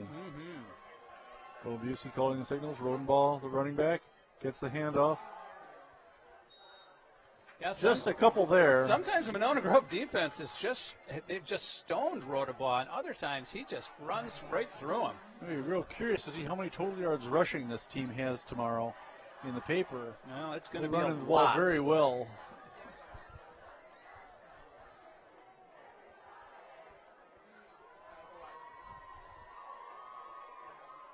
Well, they ran for 309 yards last week, and they are over 300 yards tonight. I was going to say 2nd and 9 for the Monroe squad. Kolomuski pitching it. This is Madley. Madley had the corner. Yeah, got a few yards, but stopped well short of the first down. It's a good hit by Dahlhauser. Bring up 3rd and 5. That was Tyler Dahlhauser on the tackle. He had got some help from Trevor Ogden.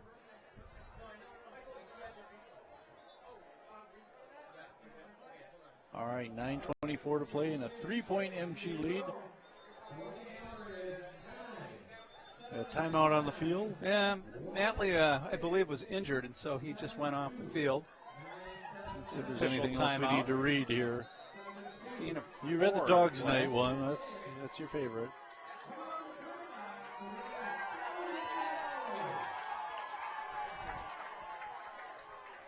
All right. 3rd and 6. Another key 3rd down play. Golubiewski wing throws it out. Complete to Seagraves. Seagraves across the 50 at a 1st down. Yeah, his defender slipped and fell, and Seagraves was wide open, and Golubiewski hit him right in the numbers. Ouch. Get into MG territory. 1st and 10. Cheesemakers from the MG 49-yard line. We need a stop here, Bob. Boy, that's for sure. MG's defense has been on the field a lot in the second half.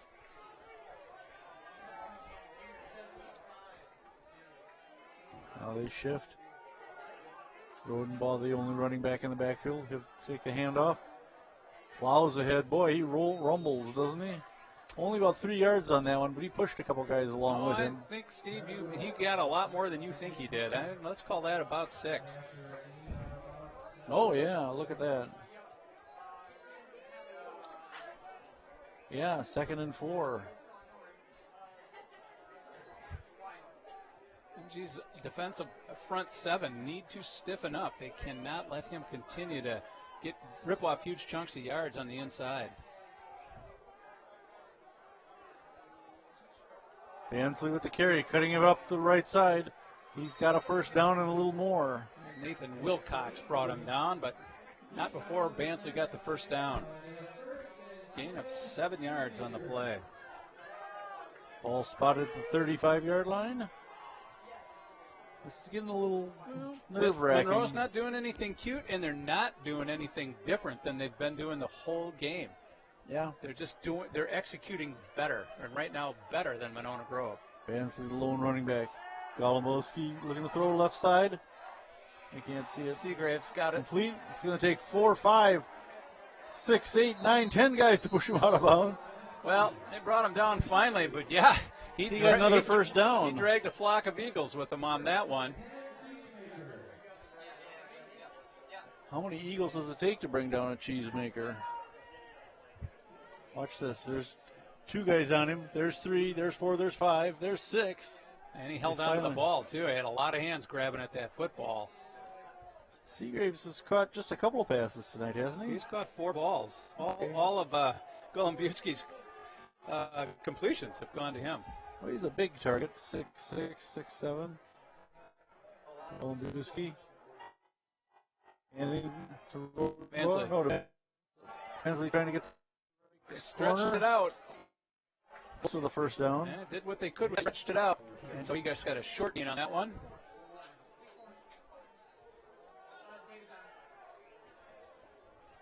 About 2 yards on the carry. Yep, 2nd and 8. All about at the 22-yard line, I believe. Cheesemakers are playing with a lot of confidence right now. You can tell. Well, they should be. Everything they're doing, they think is going to work. That's Rotobaugh again. Rotobaugh again, up the left side. Wow. They are just firing off the line, and the defensive tackles are just not anywhere to be found on those plays. 1st and goal as he gets the first down on it, just inside the 10-yard line. I like the fire the people next door have going on. Nice that they've embraced the spirit of high school football. Got their own viewing area and a nice bonfire going. Golombowski brings him up to the line. He doesn't pay any attention to the fire. Wish he would. Throw Yeah. the ball at the fire. Fire bad. Bansley trying to cut it up. Pushed outside. Now he gets, grabbed by Dahlhauser and thrown out of bounds. I think that was Tyler. 2nd and goal. Pick up a 5, though. Puts it at the 5-yard line. Monona Grove's defense back on their heels, and they look tired. They're going to have to get a different mindset here, or Rotobaugh is just going to steamroll them into the end zone. Bansley again, right side. And he's in. Touchdown. From 5 yards out, Nick Bansley, his first score of the night. Actually, his second. The second? Oh, you're right. He had that 69-yard run. How soon I forget. With 6:23 to play in the game, Reedsburg has taken their first lead. And Reedsburg did exactly what I wanted Monona Grove to do on their last series, was run the ball effectively and grind it out, get some first downs, and run clock. And that's exactly what Monroe did, as there's only 6:23 left in the game now. Timeout on the field. We have a Monona Grove player down. See if I can check, tell you who that is. 63. That's Nathan Wilcox. You can't afford to lose him. He's one of the starting guards on the offensive line and plays defensive tackle on the defense. Well, now we're finally getting some coaching staff running out to check on him. They have a trainer out there with him now. Good. Bob, I'm not liking this. With 6:23 left, the Silver Eagles are going to have to put together a drive and eat some clock up. Well, and the thing is, too, here, Steve, if these missed extra points are coming back to hurt them, because if Monroe makes their extra point, it's a 4-point game, and MG has to score a touchdown. Yeah. Now, the Silver Eagles with a current 2-game winning streak against the Cheesemakers. Prior to the game, the loss in 2016, they had won 14 in a row against Monroe. And actually, we were talking before the game, a victory over Monroe in the year 2000, Mike Stassi's first year, was a turning point in the whole football program. That's when we became one of those state powers. Yeah, I remember doing that game, and we were so excited when MG came away with the victory, because we knew, and they missed it. That is a break on the extra point there. Yep, Miller was low on the kick. Yep. So a break for the Silver Eagles. It's 29-26. But just to finish off that thought, that was we knew at that point that was going to be just a big turning point for Monona Grove's program. Here was a program that had been struggling, and then Mike Stassi came in hopes that they were going to turned things around. He had a tough time of it his first year, and then this next year when he beat Monroe, you and I knew that all of a sudden Monona Grove had a much better team. Yeah, you could see the whole attitude changed, and the expectation was raised, and really in the years that followed that, immediately followed it, MG improved drastically to the point where they'd expect to go undefeated throughout conference and go 2 or 3 games deep into the playoffs. All right, well, Monona Grove's offense has come out ready to play, and it would be awfully sweet if somehow they could free up Cam Reuter on this kick and get him to return it all the way. Cam is on the near sideline from us. Dylan Matusak, the other deep man. Let's see. If Rodenberg is smart, I think I'd kick it to Matusak. Yeah, Fabian Jackson right in the middle of the field. It'd be interesting to see him try to knuckleball one and have him pick it up. They do kick it. Let it go out of Scribber, bounds. and it's going to go out of bounds. Yep. And they'll take the ball at the 35. That'll be good field position. We'll take that. They didn't want to take any chances with anybody on the field returning that one. All right, 6:23 to go in the football game. Monona down by 3, 29-26. They have the ball at their own 35-yard line. Steve, Monona Grove has, in the last 10 years here at home, played 31 conference games. Tell me who they lost to. Their only conference loss in the last 10 years. And you don't get to just run the list of teams. You get one guess. Monroe. And you're going to kick yourself. I thought you said this one earlier. And No. Monroe was the last conference loss, but that was down in Monroe. Ah, I see. You're at home. Yes. I can't guess. No, it was the Milton Redhawks. Oh, I hate the Redhawks. Do you remember that game? I believe it was in 2014 when that kid kicked that 49-yard field goal. Yes, he was a lineman. He was like number 72. Yes. Had never attempted one that long. Yeah. And we were like, there's no way. There's no into the wind even. I can tell you it was a 48-yard field goal, and he absolutely drilled it to tie the game it was the last play of the game, and he tied it at the end of regulation 3-3. And then they ended up winning like 9-3. They won 10-3. They scored a touchdown in overtime and won it 10-3. Yes, I do remember that now. Here's the kickoff again.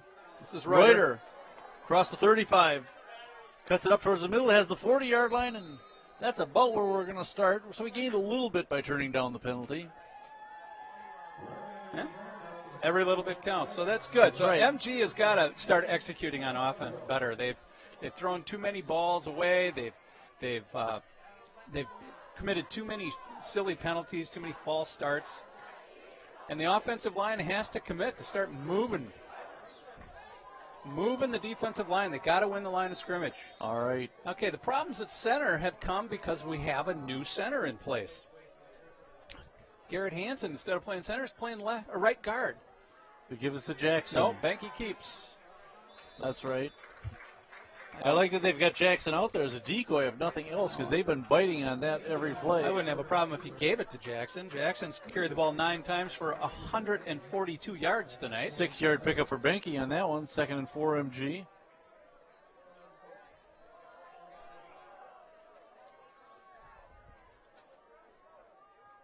High snap again. Benke pulls it down and gives it to Jackson. Jackson left side has some running room, has the first down, a little more, and down near the 40-yard line.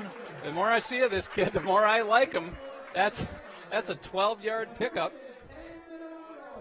Fabian Jackson, just a sophomore, Bob. Imagine him getting a couple more years in the weight room and a couple more years of experience. He's going to be a terror. He's already a pretty good threat for the Silver Eagles. They split out 2 to the far side, 1 to the near side. Jackson alongside Benke. Benke's keeping it up the middle. Nice run. Across the 35. No, across the 45. Where am I? Yeah, across the 35. 33-yard line. 8-yard gain on the play by Benke. Benke's been pretty effective running the ball this half. He certainly has. They just got to keep away from penalty situations here. And bad snaps. There's a good snap. Benke pulls this one out. He's going to take it himself.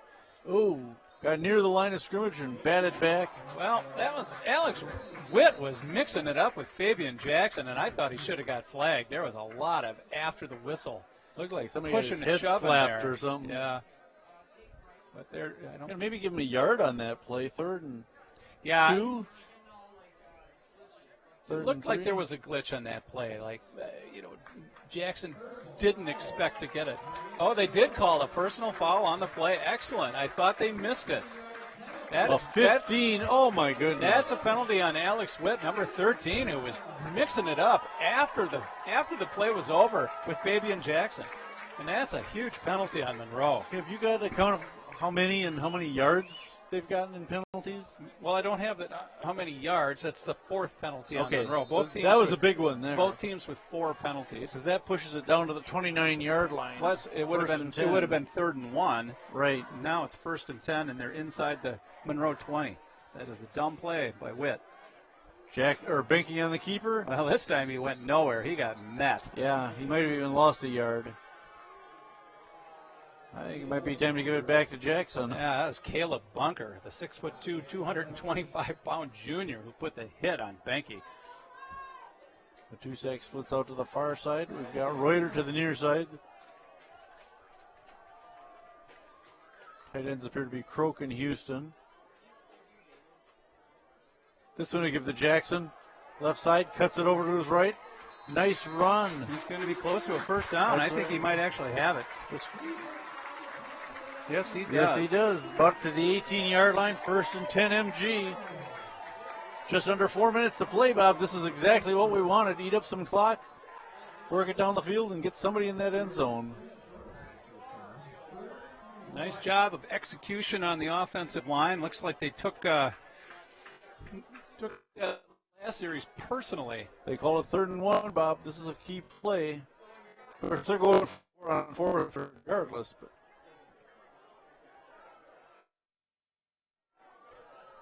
So the new center, Monona Grove, tackle, 60, just a sophomore.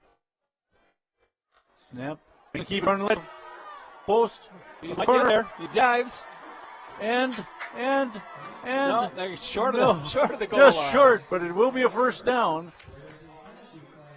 Oh, penalty flag down. I sure hope that's not against Monona Grove. See what I can. But Benke was in trouble right away. Good penetration by the Monroe defensive line, and he had to run that a lot wider than he was planning on.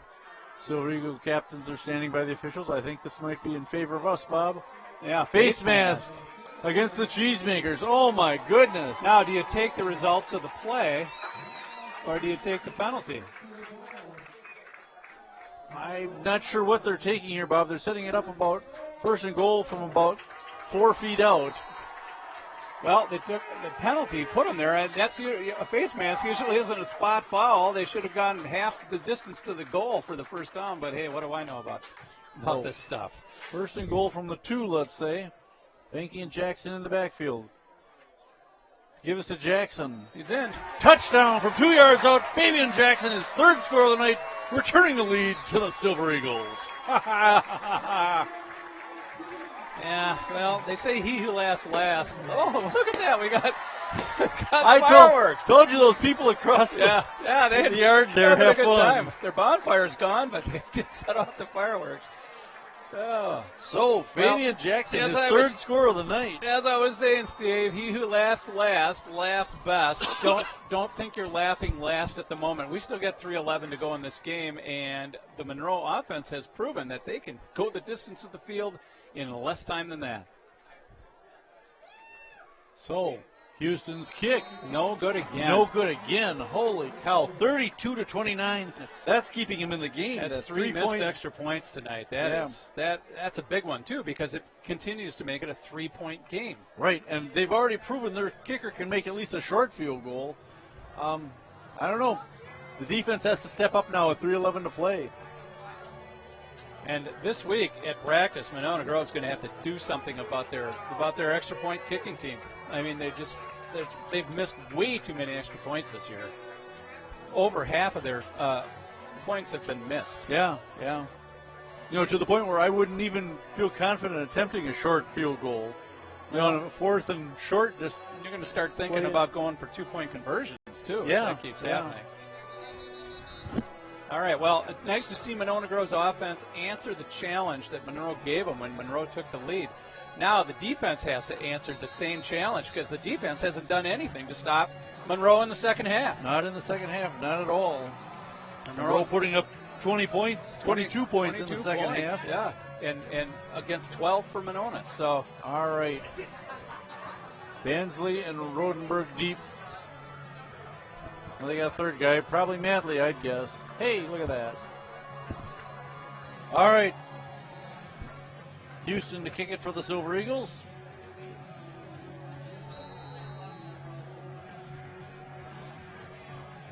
Now they'll spread out the kickoff team.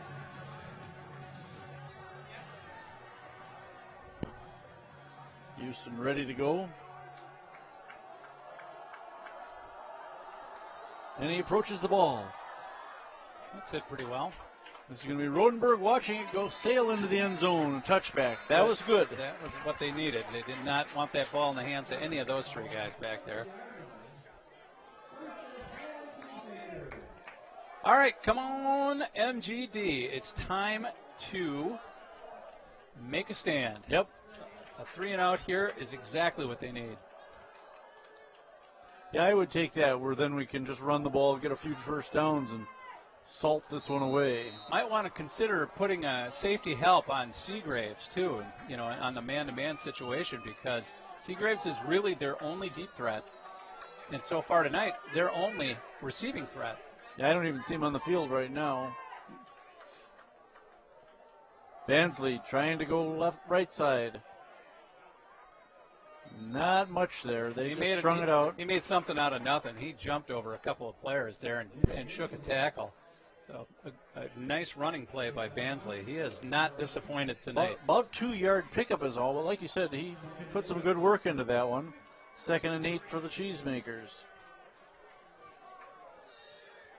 I would watch for the fullback on this one. They tend to run that fullback dive play right after a play to the right side with Bansley. There's Seagraves. You can see him because his helmet's above everybody else's.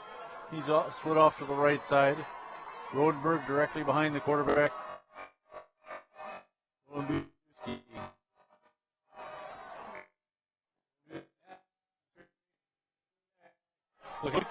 Oh, the hands of Seagraves. And it's not. It's Bansley.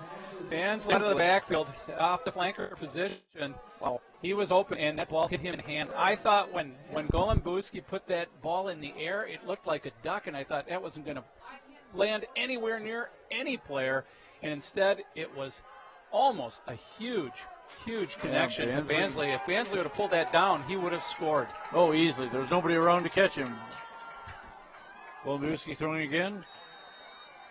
And the pass is caught. That's looks like a short first down. Just barely a first down, but enough. As they move the chains. We're down to 2:53 to play. The Cheesemakers setting up shop. Let's see, on the 31-yard line. Seagraves' 5th catch. He's been their only threat tonight. He's only caught about 4 coming into the game, hasn't he? That's correct.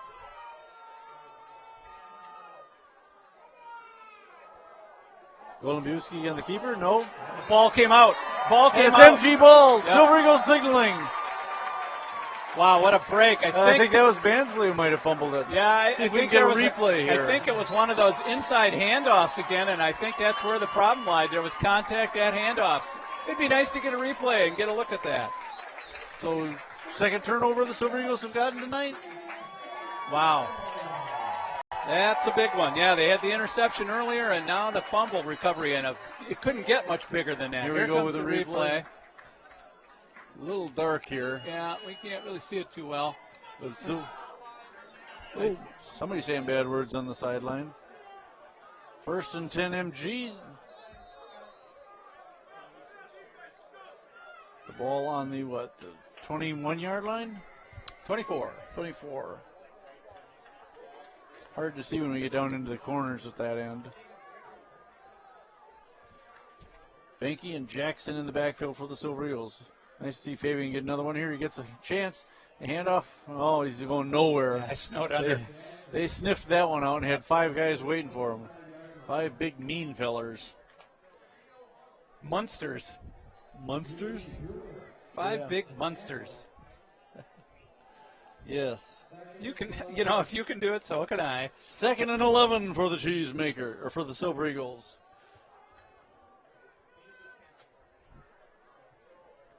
In all the carries that I've seen Jackson make this year, and I've seen all of them, that's the first one that hasn't gone for positive yardage. A loss of 1 on the play. 2nd and 11 MG.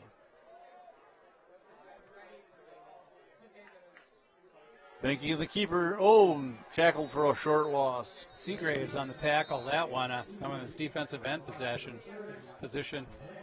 Big Timeout called by the Silver Big Eagles. loss on that play. About a 5-yard loss. Yeah, that's going to hurt them. That's going to bring up 3rd and 15. I can't tell where the marker is. About 3rd and 16 now, I think.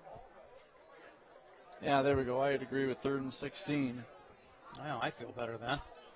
Minute 41 to play in a 3-point MG lead. This has been a battle from the start. Well, and Monona Grove is bound to keep this one on the ground. In fact, as long as they don't lose too many yards here, they'll run 2 running plays.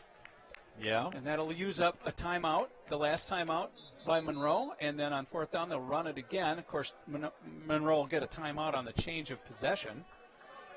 But that will leave Monroe with only, probably less than a minute and a half to go the length of the field. All right, Jackson comes out there.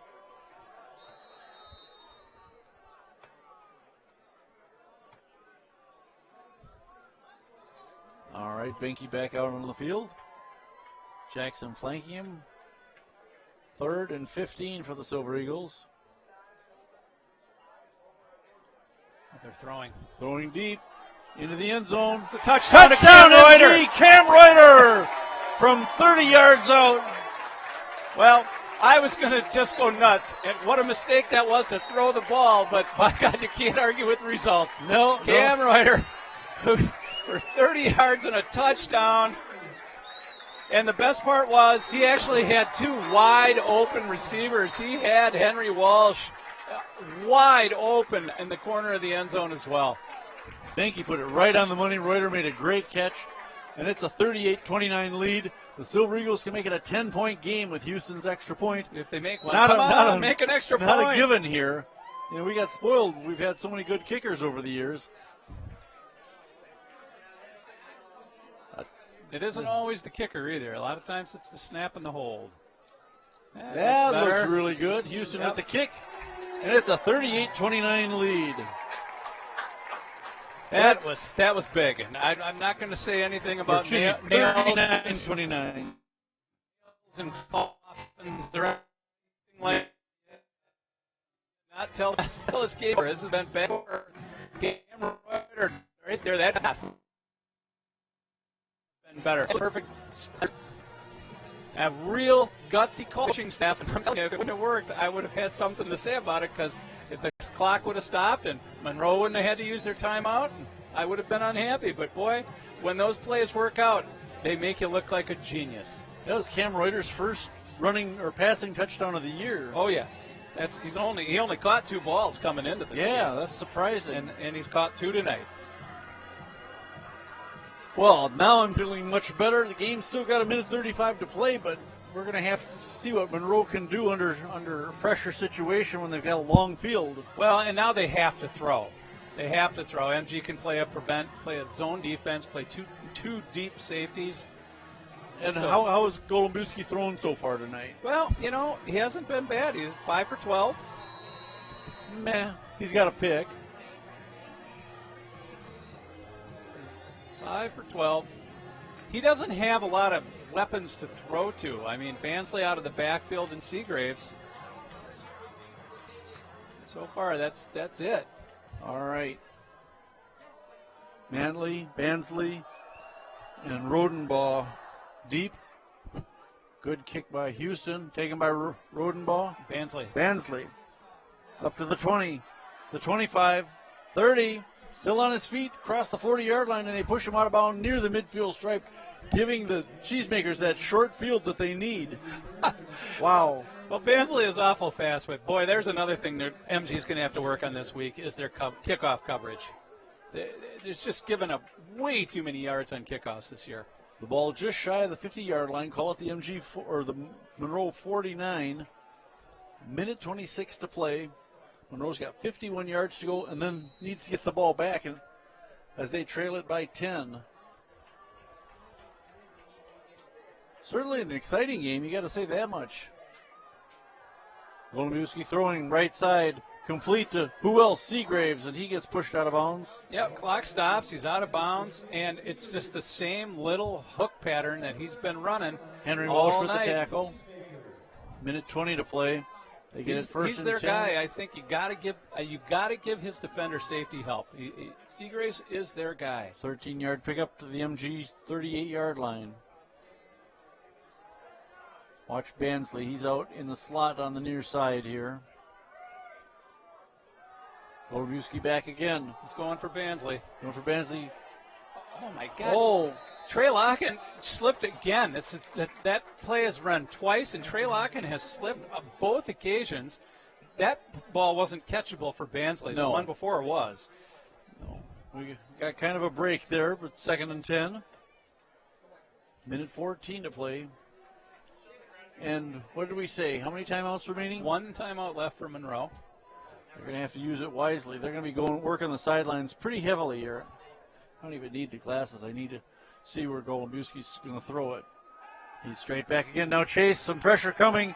Gets rid of the ball, just heaves it towards the sideline. Where's your grounding now? Well, they had a receiver over in the area there. They did. Don't give me that. They did. Where's your Messiah now? What they did is they ran a hook and go with Seagraves on that one. I watched him going Oh, out yeah? because I thought they might just run that same little out hook, and he did turn, and then he took off. But the Monona Grove defender on that side of the field, which I believe, let's see if I can, is that Henry- Ogden over there? Ogden over there, yeah. Walsh has been on him some too. Yeah.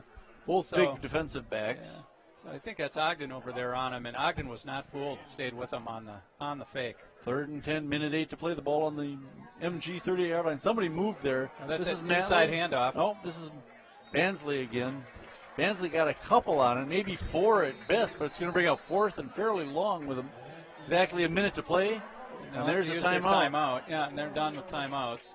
Yeah, I got to tell you, it looked like there was some movement there, but no flags on the play. And just a 2-yard gain for Bansley on that one. Kind of an interesting call on that one. I suppose they figured MG wouldn't be looking for an inside Well- run and could risk Well, one. that inside handoff went for 69 yards and a touchdown earlier Yeah. in this game. So, Yeah, but they weren't playing with the clock as it was. and the next time he took that inside handoff, he went for 24 yards. So, but if your running game is the best part of your game, I mean, You got to go to it someday. Yeah, Dance with the one that brung you. right? Even if you're in a situation where it's not your best bet, it could possibly work because let's face it, the Monona Grove defense wasn't looking for a running play on that. No, clearly not. So, 4th and 8. They The won't be ball- looking for a running play on this one either. The ball at the 37-yard line. Golombowski and the Cheesemakers with a minute to play, down by 10 to the Silver Eagles. Bansley moved there. Golombowski Presley, changed out of the pocket McAsee. now. McAsee good pressure to the pass. It's Yeah, really he- short. First but down, it did not that's get the first. That's Right. MG first down. So, Presley McAsee with a ton of pressure on there. He comes up injured on the play. Collarbone or Yeah. shoulder. Good. So that made that play. That did.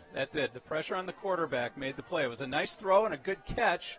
Who ended up catching that anyway? Not that it matters. I couldn't tell you. Yeah. But it was short of the first down. Monona Grove takes it on downs, and all they have to do is take a knee twice, and this game is over. MG with their first victory of the year, keeping their 19-game conference winning streak intact. And winning for the 43rd time against these Cheesemakers in 62 total games. This is 15 3 out in a of the- row now. 15 out of the last 16. Not as pretty as last year's 42-0, but we'll certainly take this. Hopefully the turning point for the season, we'll maybe see Brady Killerlane back next week when they take on the Milton Redhawks here. Well, I was favorably impressed with Killer Lane's replacement tonight, Fabian Jackson. Fabian was fantastic. Well, Hoyer Hoyer ran got a hard. lot of carries too. Yeah, he ran hard. How many yards and carries we got for Ty? Well, And the clock is running out. Ty Hoyer had 8 carries for 21 yards, but it's hard to compare that to 13 carries for 165 yards for Fabian Jackson. Congratulations 3 touchdowns. to the Silver Eagles winning their first game of the season, 39-29 over the Milton or the Monroe Cheesemakers. Fantastic night for Fabian Jackson. They creamed him, buddy. They creamed the cheese, yeah. 3 touchdowns for Jackson. Cam Benke had a good game. The defense stepped up when they had to. But the only weakness that we could complain about was special teams. Well, and defensively, I thought they could have played better. They started strong, but it looked like they got tired, especially in the second half. But they came up with a stop when they needed it at the end of the game. Hoping that they can take the things that they did wrong tonight, learn from them, work on them, and like you said, we might see Brady Killerlane again next week. But if not, like I said, I like the way Fabian Jackson looked tonight. Fabian Jackson's a darn good running back all by himself. Much better offense tonight, 39 points. You can't argue about that. By far their best output of the year. Well, thank you so much for watching. This has been a Monona Grove Community Media production. I'm Steve Martinelli alongside Bob Schmuck. Oh, again, we're going to do our finals if you want, Steve. Yes, Watertown beating Edgewood 41-0. Milton, our opponent next week, beating Fort Atkinson 41-7. Fort Atkinson scored. Yeah, scored 2 weeks in a row now. Stoughton taking it to Oregon 42-27. That's kind of a surprise. Rest of the season here is going to be pretty interesting, Bob. Yeah, they got a big game next week. Milton is not a pushover, and it's a game they have to win. And I feel bad I'm not going to be here, but you'll be aptly assisted by Willie Fredericks and Bob in the play-by-play chair next week. This will be interesting. Yeah, it's going to be fun. I'm looking forward to it. I'm sure you'll do fine. You've been learning from me for a long time. That's right. And hopefully I've learned what not to do. Exactly. All right, well, thank you so much for watching. This has been Monona Grove Creative Video. Having a great time. Steve Martinelli and Bob Schmuck bringing you Silver Eagle football. Silver Eagles beating the Monroe Cheesemakers 39-29. Thanks. Good night. Drive safely and behave.